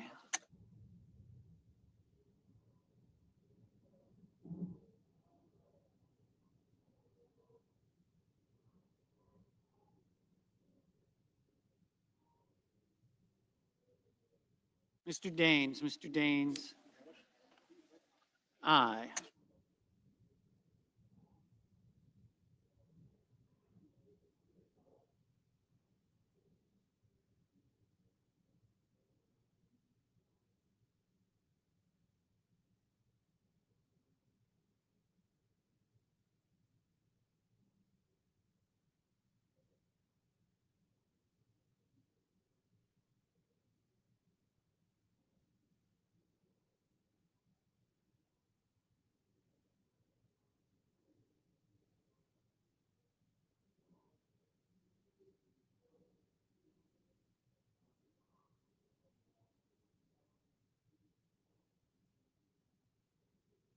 Mr. Kelly, no. Mr. Welch, no.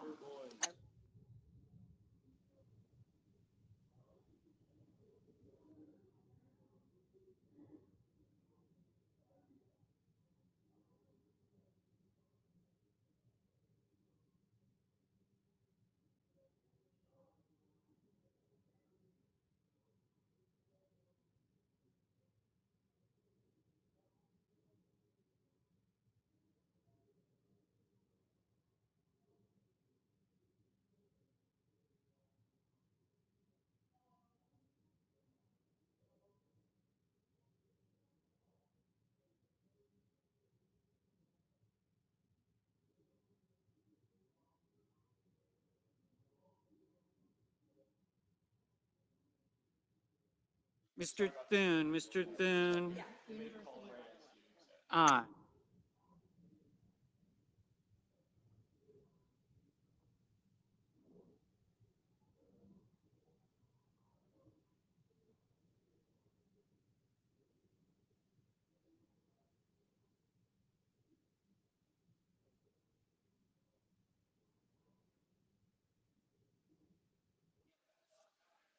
Mr. Banks, aye. Mr. Sullivan, aye. Mr. Scott of South Carolina, aye.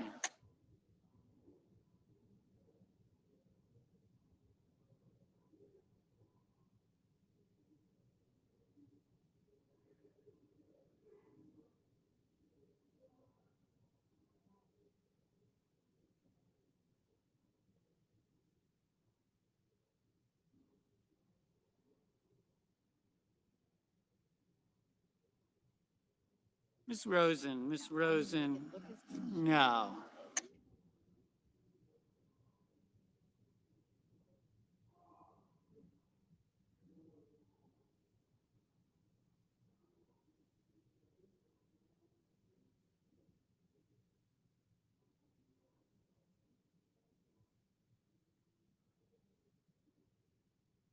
Mrs. Hyde Smith, aye. Mr. Bozeman, aye.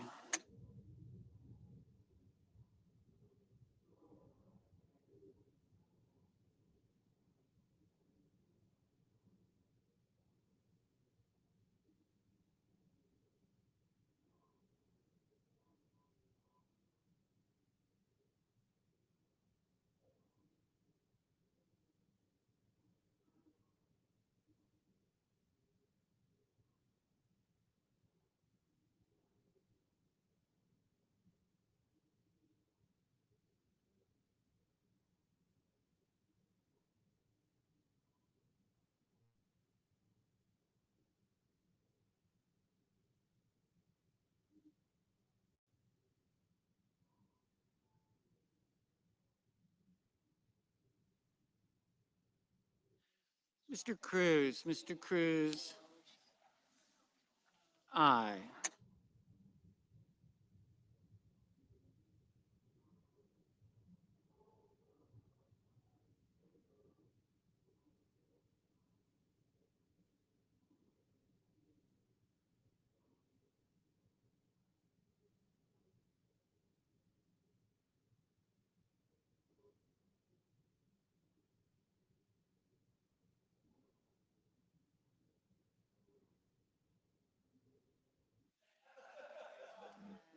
Mr. Young, aye.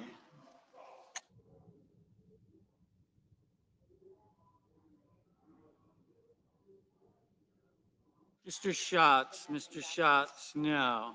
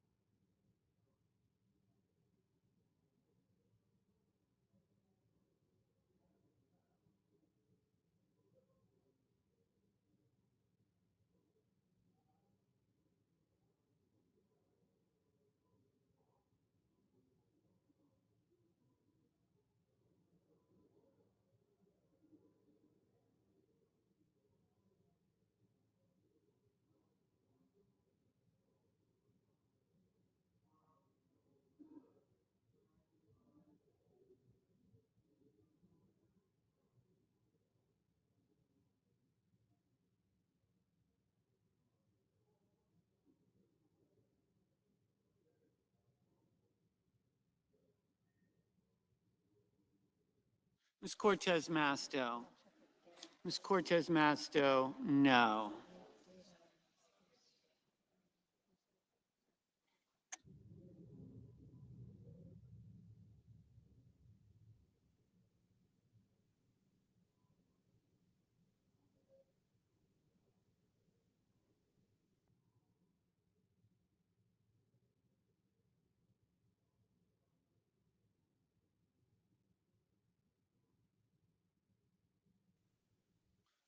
Mr. Wicker, aye.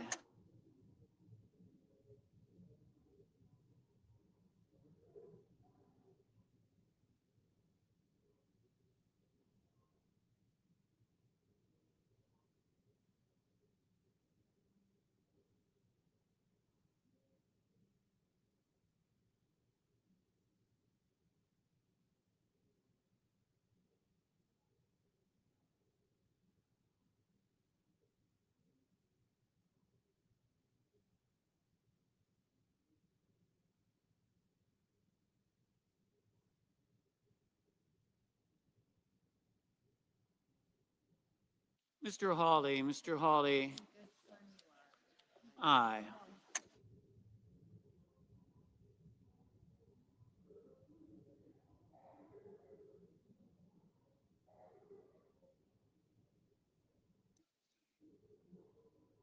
Ms. Cantwell, no.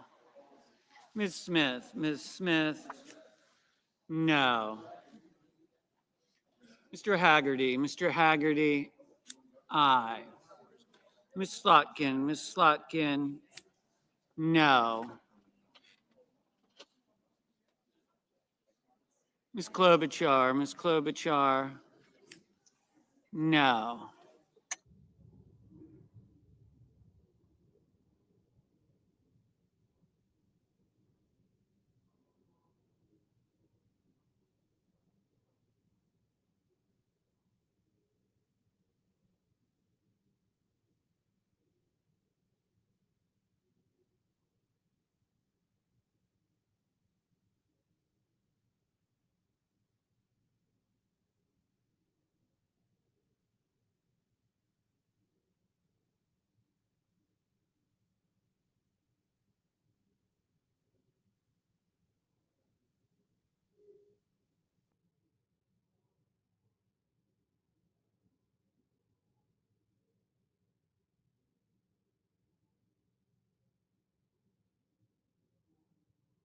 Mr. Kramer, aye.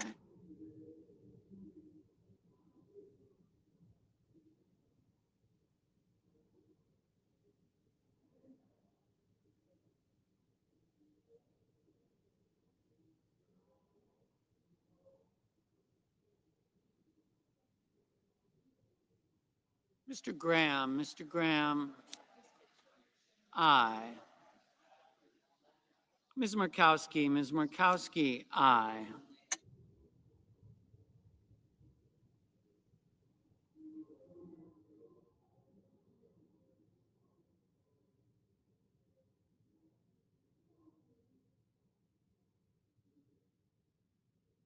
Mr. Kennedy, aye.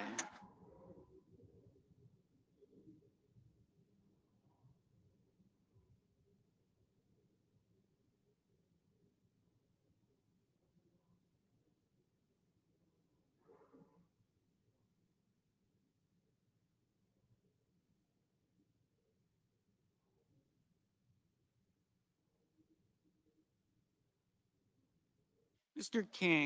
King, no.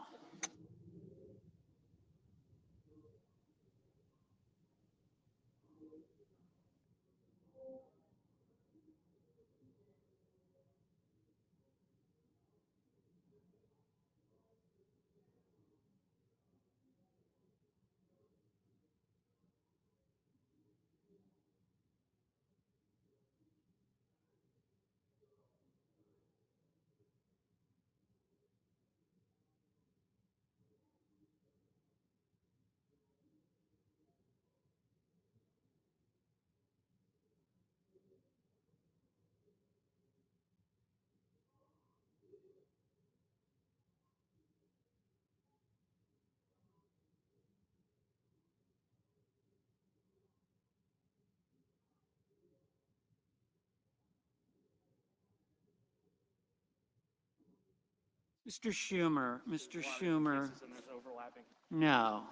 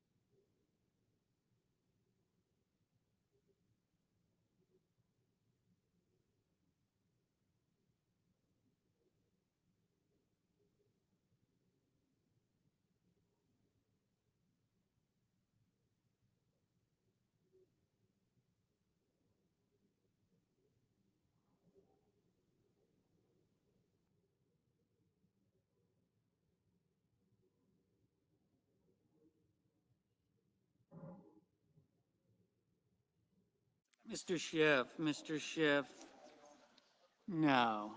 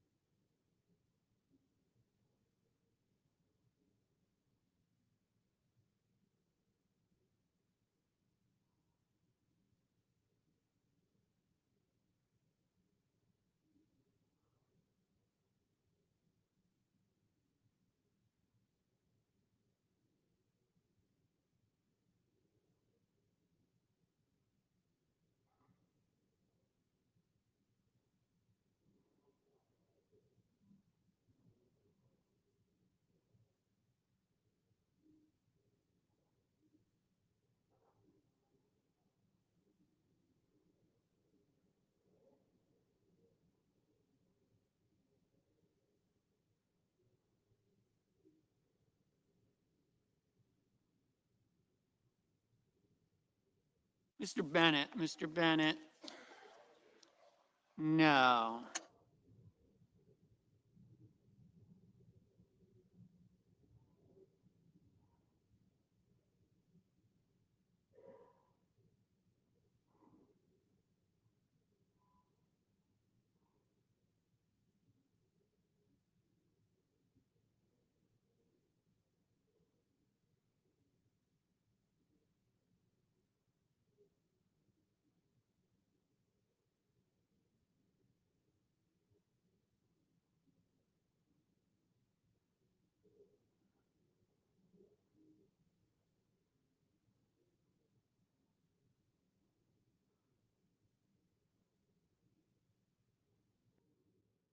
Mr.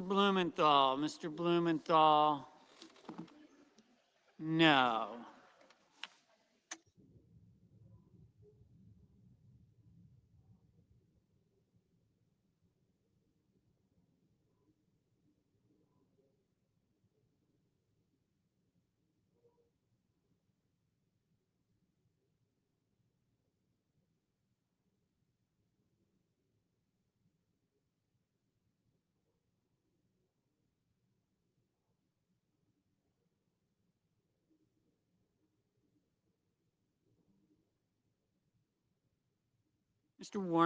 Mr. Warnock, no.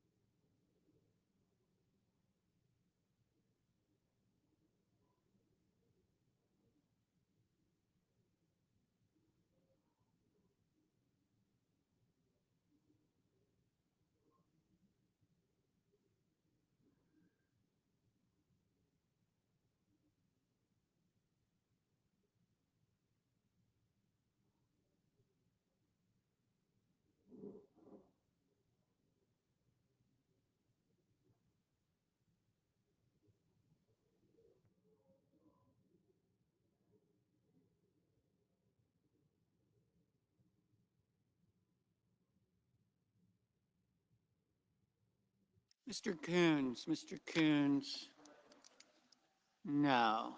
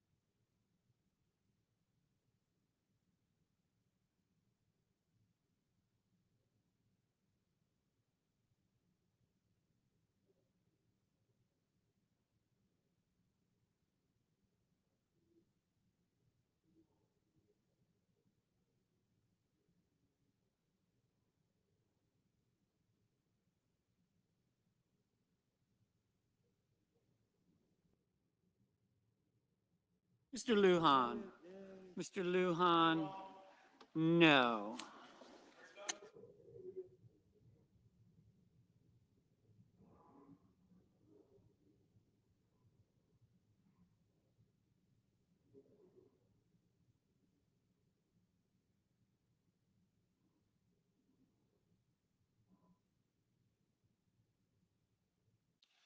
The yeas are 52, the nays are 46. The motion is agreed to.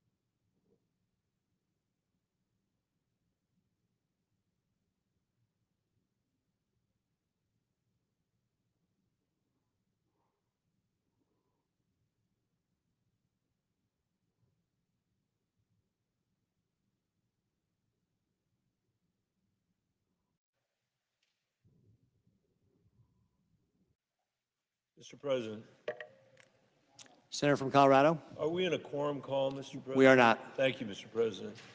I'm grateful to be on the floor here tonight with my colleague from California, Senator Schiff, and others to talk about the nomination of Tulsi Gabbard. Now, the successful confirmation, I guess, of Tulsi Gabbard to be the Director of National Intelligence. To say the least, I never thought that we would see a moment in the history of the United States, the history of our attempt as a Congress to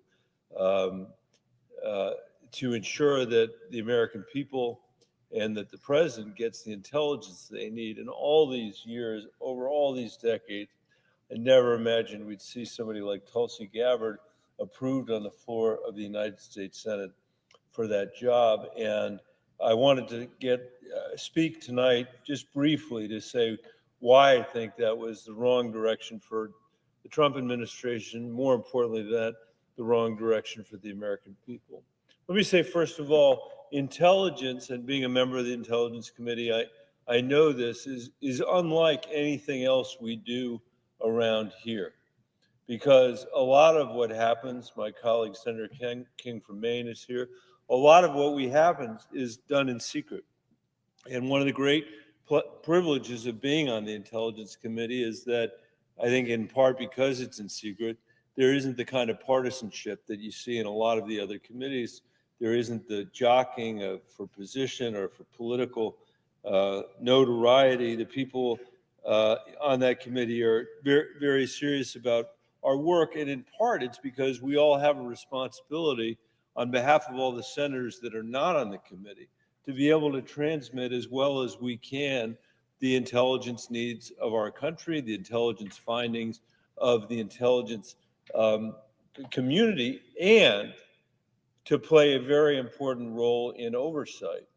Because if we didn't provide that role, the intelligence agencies could run amok without the American people ever knowing about it, or their representatives knowing about it. In fact, the whole reason we have the Intelligence Committee in the Senate is because so many terrible decisions were made by the intelligence agencies in the post-war period in the 1950s and 1960s. Some of it well-intentioned, during the Cold War, but a lot of it really bad judgments. It included things like the attempt to assassinate foreign leaders and to plot revolutions around the globe. And this Congress, this Senate decided that we needed to have oversight for the American people. And we created the Intelligence Committee to do that. And it means that we have an institutional structure that ensures that the American people get the best service out of the intelligence community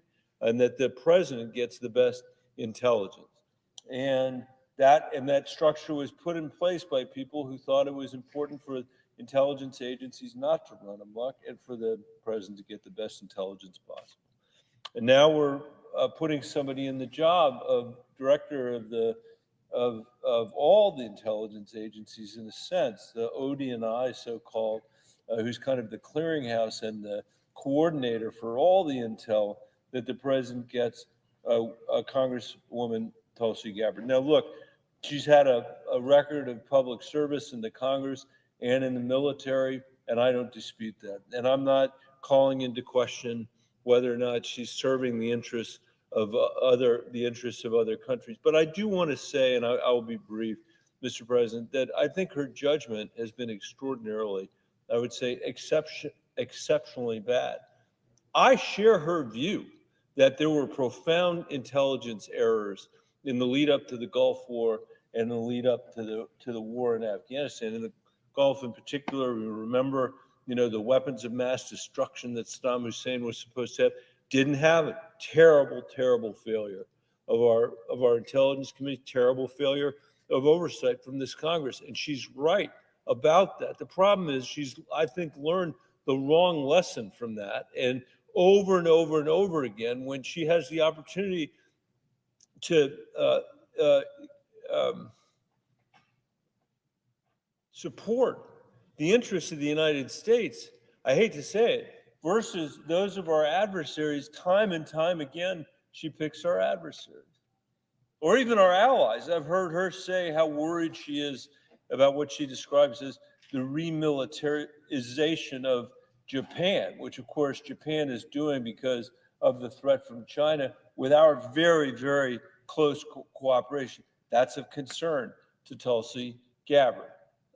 She went to Syria and famously came back disputing our own intelligence agencies' findings about Assad's gassing of his own people. To this day, she hasn't really taken that back, and it makes no sense at all. But the thing that drives me the craziest, Mr. President, is that she has been an apologist for what Vladimir Putin has done since the day Vladimir Putin invaded Ukraine. Ukraine was a peaceful country with a peaceful border, and Vladimir Putin was the first tyrant since World War II ended. And we set up all of these multilateral institutions across Europe and across the world to prevent the kind of hostility that we had seen break out in World War II. And Vladimir Putin decided he would invade a peaceful country next door to him. And in his mind, he had a right to do that because Ukraine has been viewed by czars going back hundreds and hundreds of years as Russian territory.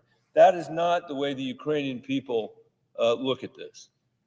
They think of themselves as an independent country. They think of themselves as living in a place where history actually has moved on over the last 500 years or 1,000 years. And they were sitting there peacefully when Vladimir Putin invaded them with no provocation at all.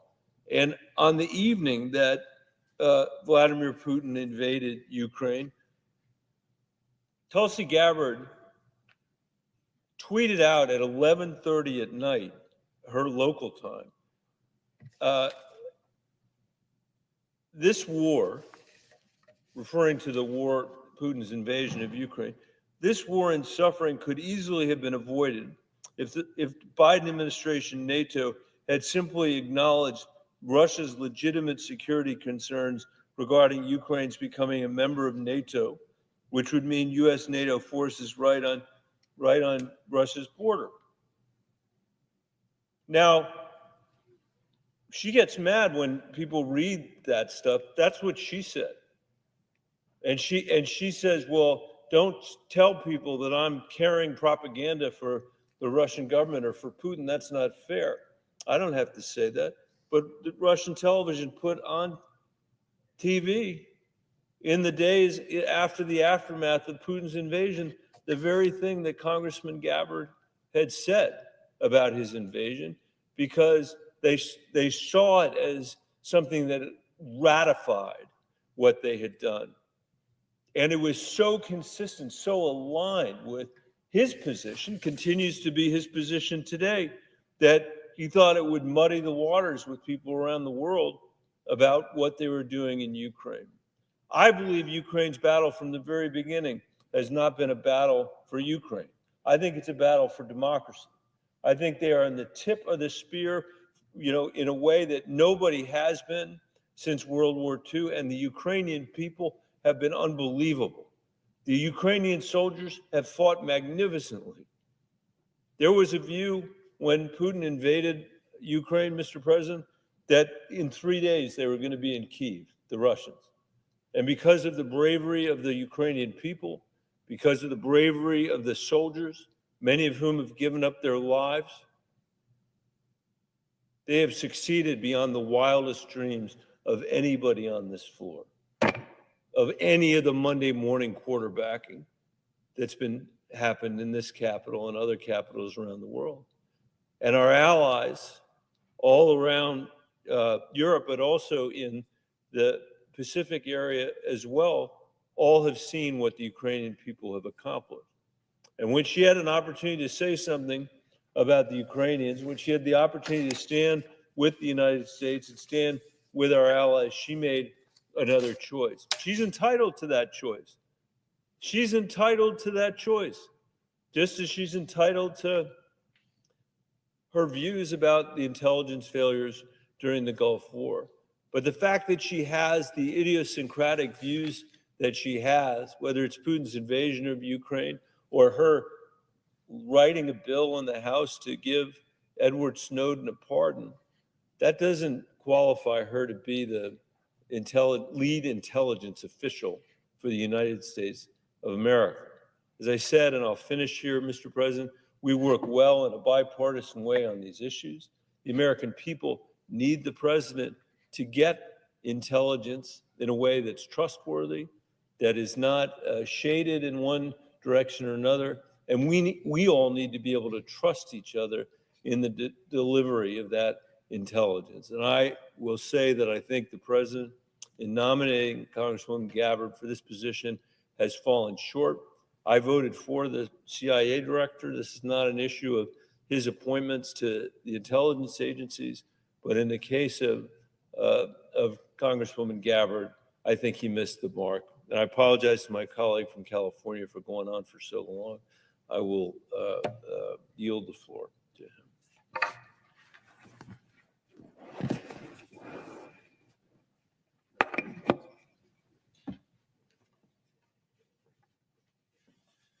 Mr. President, Senator from California.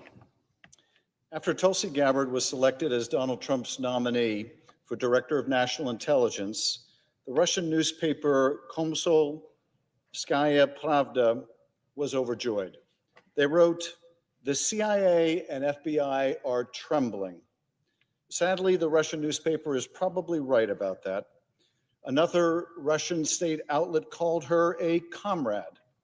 On a separate broadcast, top Putin mouthpiece Vladimir Solovyov, after gushing about Kash Patel, said, "And what about our girl? We have our girl there." Our girl is evidently the Kremlin's way of referring to our nominee, Tulsi Gabbard. His guest asked so as to be sure, intelligence? The answer was yes. RT, yet another Russian outlet that Ms. Gabbard regularly read and shared articles from, took to Twitter to defend her. Quote, "We've got your back, Tulsi." Yes, they certainly do. In September, it was revealed that RT was acting covertly on behalf of Moscow to spread propaganda in the United States. Not a surprise that RT has Tulsi Gabbard's back. The question is, should we? The Director of National Intelligence is the nerve center of our nation's intelligence network. It is the linchpin between 18 agencies tasked with detecting and preventing threats to our national security and coordinating our intelligence resources. It's a job that requires judgment.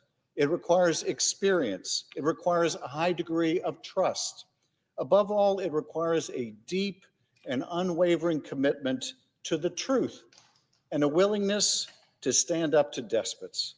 And yet the nominee before us is stunningly lacking in all of these qualities. Ms. Gabbard's record in Congress is not one of distinction in intelligence matters. She did not serve on the Intelligence Committee in the House, was not known for advancing meaningful legislation on intelligence in this space.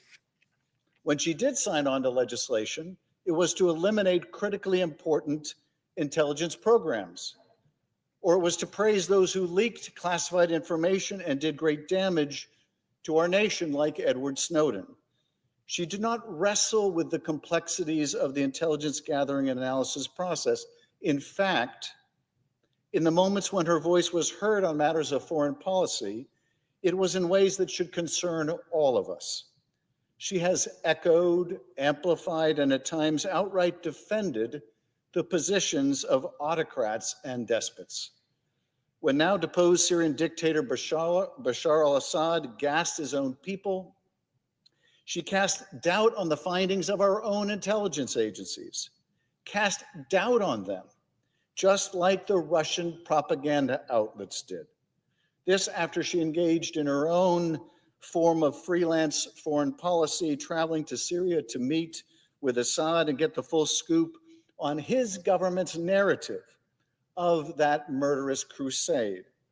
On her return, she positively crowed about how lovely this dictator was. Quote, "He wants to be seen as someone who cares for his country." Well, maybe if he wanted to be seen as someone who cares for his country, he shouldn't have gassed his own people. He wants to be seen as someone who would not conduct these kind of atrocities, Tulsi Gabbard said, except that he did. He did commit these kinds of atrocities. When Vladimir Putin launched his brutal war against our ally Ukraine, she once again parroted Kremlin talking points about so-called provocations by NATO. She repeated Russia propaganda claims that the US had set up secret bioweapons labs in Ukraine and argued that the US, not Russia, is responsible for Putin's nuclear brinksmanship. This is the nominee for our intelligence agencies, not the Kremlin's. This is our nominee, Tulsi Gabbard.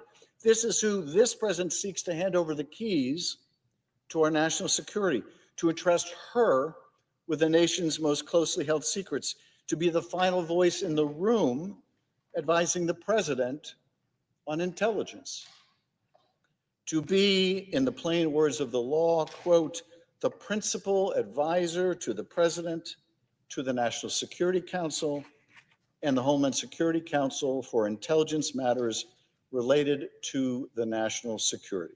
This, Tulsi Gabbard, this nomination is not just unwise, it is dangerous. Make no mistake, Ms. Gabbard is entitled to her own personal opinions. She can apologize for Assad or Putin or any other murderous dictator to her heart's content. But we're not considering Ms. Gabbard for some position in which her bizarre fondness for foreign despots is beside the point. She is not the nominee for Postmaster General. We're considering her for one of the most important jobs in our intelligence community. And for that, Tulsi Gabbard is a walking 5-alarm fire and must be rejected, must be. There is a reason the Director of National Intelligence must have the confidence of both the intelligence professionals that oversee and the nonpartisan that they oversee in the national security establishment. Because the job requires accountability. It requires trust. It requires truthfulness. In 2015, Ms. Gabbard joined a congressional delegation trip to the Middle East, the kind that so many of us in this chamber have participated in. She visited a Turkish town near the Syrian border, where countless refugees were sheltering. Her guide took Ms. Gabbard to meet 2 Syrian girls aged just 9 and 4 years old, who had been badly burned in a bombing carried out by the Syrian dictator's warplanes. The children's parents had been killed in that attack. These brave small children told their story to the then Congresswoman. Now, in this situation, I think any of us would have roughly the same response. Some form of sympathy, some form of empathy, some attempt to provide comfort to these children who saw their lives and their families destroyed in front of them. But Ms. Gabbard had a very different response. By the account of the guide who was with her, she looked at the children and said, "How do you know if it was Assad? What if it was ISIS?" I should note that ISIS, of course, has no air force. But of course, that wasn't really the point, was it? The point was perhaps best illustrated by her guide who was with her to that day and who said that experience, those days with Ms. Gabbard, he said, quote, "It dawned on me that Tulsi wasn't misinformed or ignorant." He said he worried instead that she, quote, "had a worldview that was adversarial to the United States."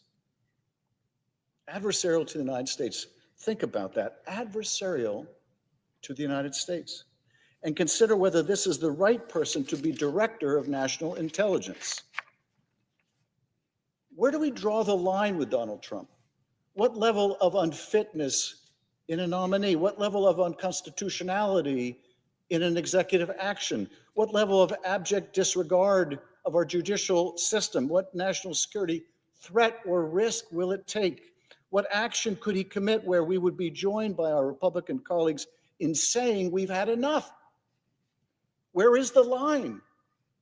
When is an action too egregious or an appointment too absurd, a risk or threat that is too big? Where is the line? Is it disobeying a lawful court order, which this administration seems to be laying the groundwork to do? Is it confirming a patently unqualified FBI director who wants to close down FBI headquarters and makes music with felons who beat law enforcement?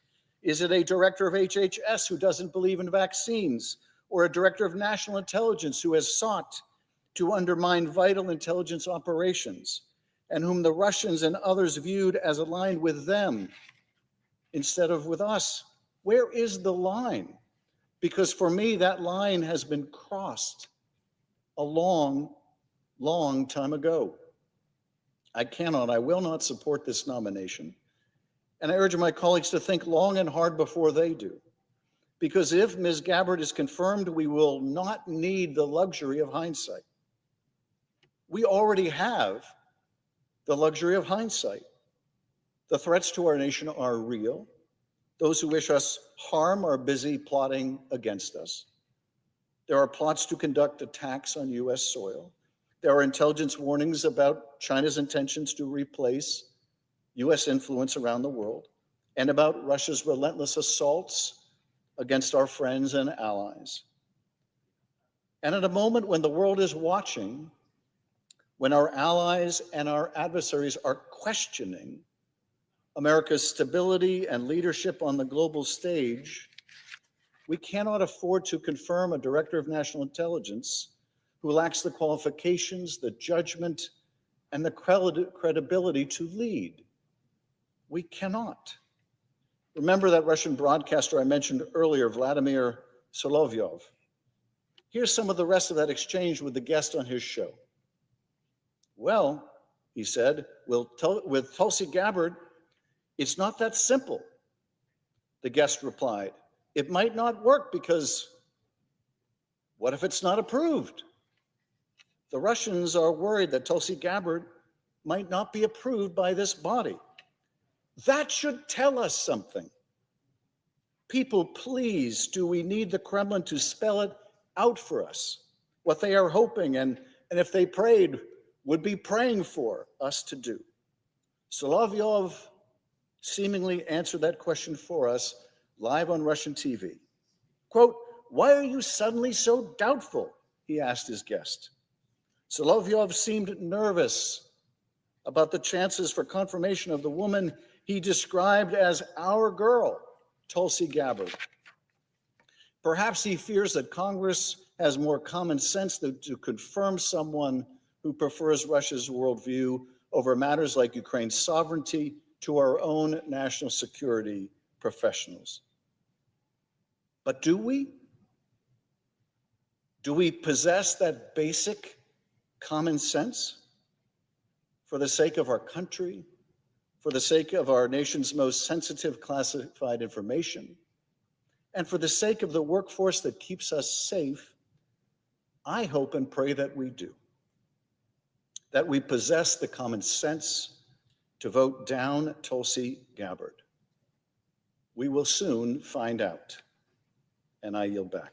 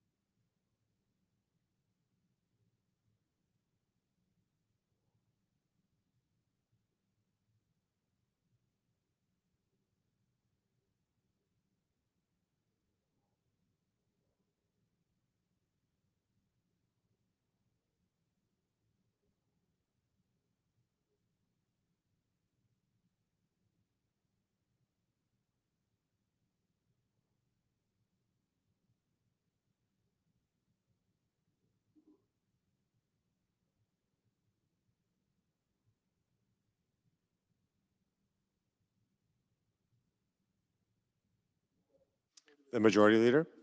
I ask unanimous consent the Senate be in a period of morning business for debate only, with senators permitted to speak therein for up to 10 minutes each. Without objection. Mr. President, I understand the chair has an announcement for the Senate.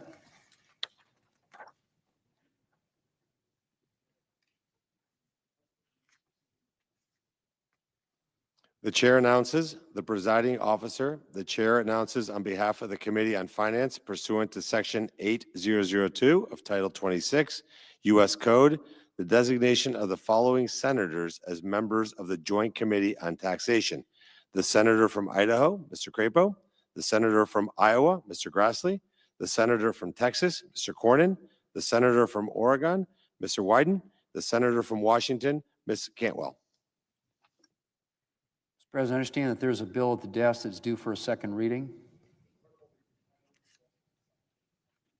The clerk will read the bill, the title of the bill for the second time.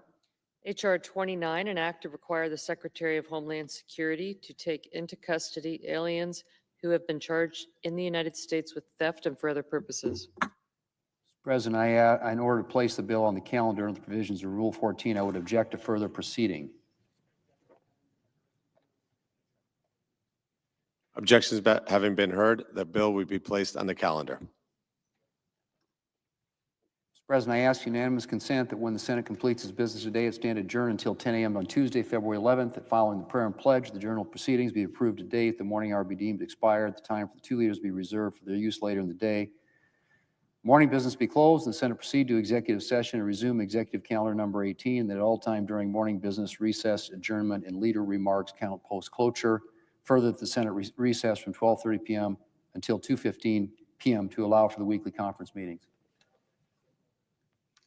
Without objection, so ordered. If there's no further business to come before the Senate, I ask that it stand adjourned under the previous order following the remarks of Senator Welch. Without objection.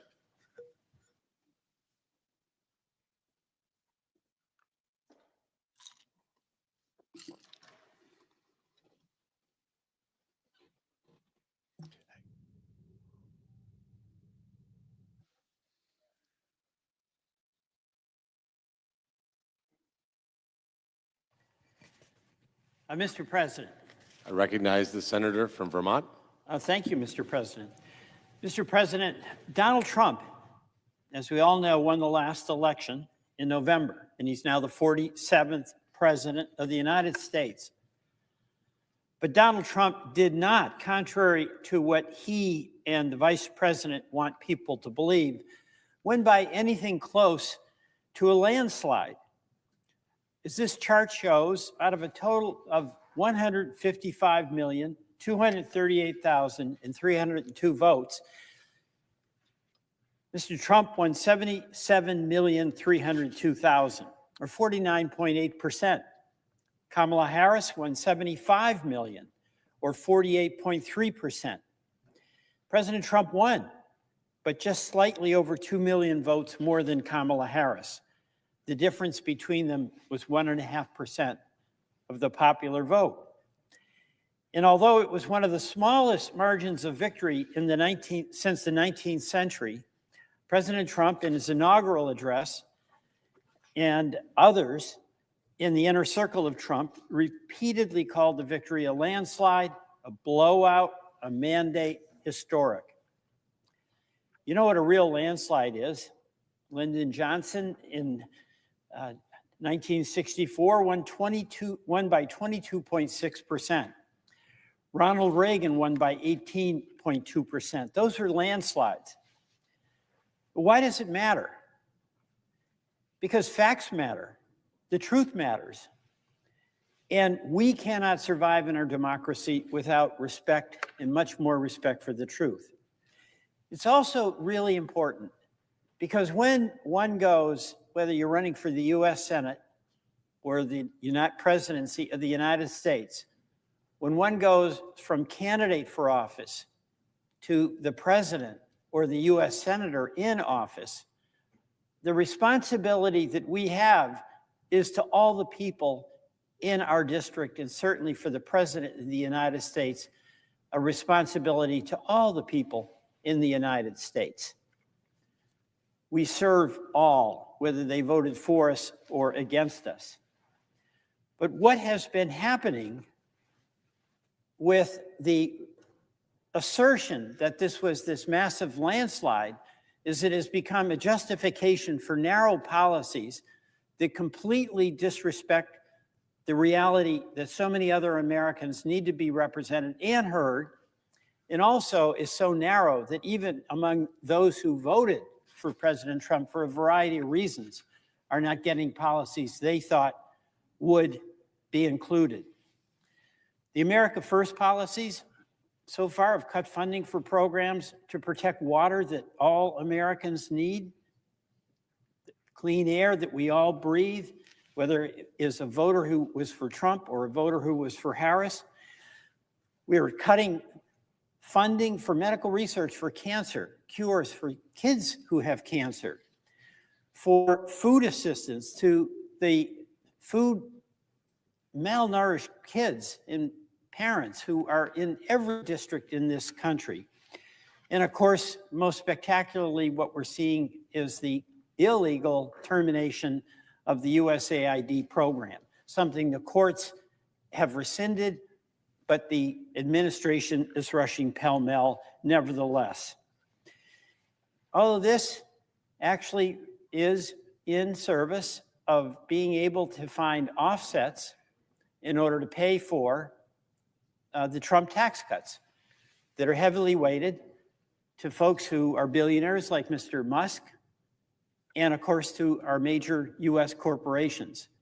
And you know what? The folks who need a tax cut are the everyday Americans who have been trying to make ends meet and are having real trouble doing that. The White House is not even trying to hide what they're doing. You've got Elon Musk. You know, it's pretty astonishing. He owns Twitter, which is a source of immense misinformation. He now is trying to buy ChatGPT. He has massive amounts of government contracts for Starlink and for space and for his space program. And he has contributed $280 million to the Trump campaign.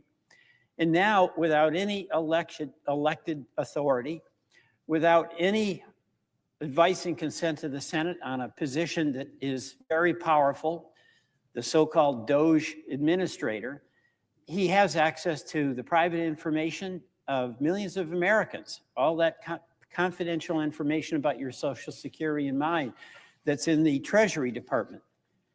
So how is that happening?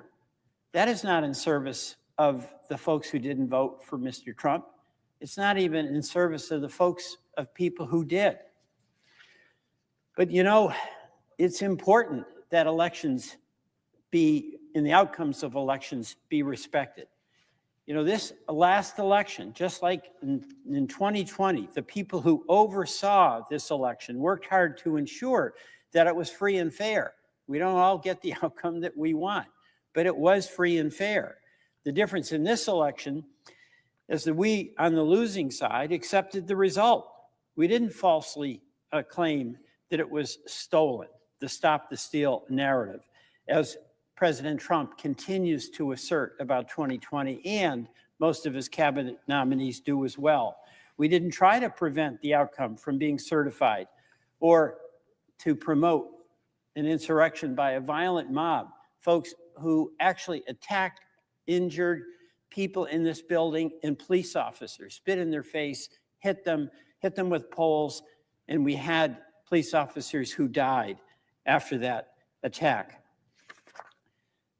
Falsely denying the outcome of an election and then using violence to overturn the result of a free and fair election absolutely subverts the democratic process. And as every American voter knows, free and fair elections, like the checks and balances between our three co-equal branches of government, are absolutely essential to the well-being and continuation of our democracy. You know, in the inaugural address that the president gave, I did not hear anything about childcare or the cost of housing or bringing down the cost of prescription drugs and making healthcare more affordable. Things that everyday families in every single part of this country need help with, to be able to pay those bills in the end of the month have their checkbook still balanced. If and when the president starts focusing on those issues, I and my colleagues are absolutely ready to work with him and our colleagues on the other side of the aisle, because those things, affordable broadband, affordable health care, affordable housing and rent, some economic security, those are things every single one of us needs. And the challenges that we face, whether it's Red America or Blue America, to try to have better policies to make that happen, are things that we must be working on together, but not where what comes first, last, and always are these tax cuts that explode the deficit and go to folks who are not now paying their fair share. So as long as President Trump and his allies pretend that he has this massive mandate to literally disrupt and throw out the traditions and norms and guardrails of democracy, that is something I and so many of my colleagues will resist. We can't do that. The law matters. Respect for your opponents matters. And focusing on the everyday needs of everyday people is what matters most. It's what is the goal all of us should be looking to accomplish. So, Mr. President, there was no mandate, no massive mandate. There was a victory. But with victory, to describe it as this smashing mandate is a suggestion that what awaits us and has already arrived is overreach and failure. Mr. President, I yield back.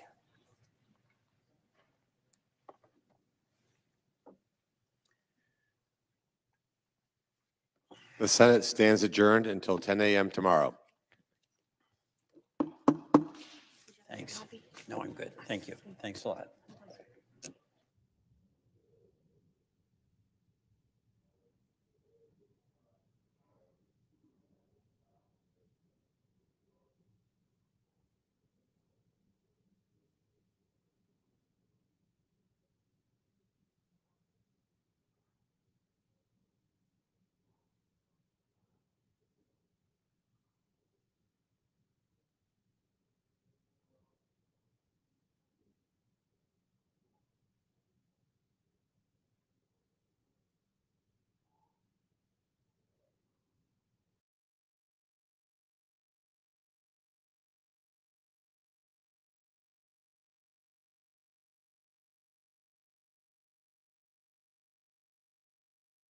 Folks, Black Star Network is here. Hold no punches. I'm real revolutionary right now. Support this man, Black Media. He makes sure that our stories are told.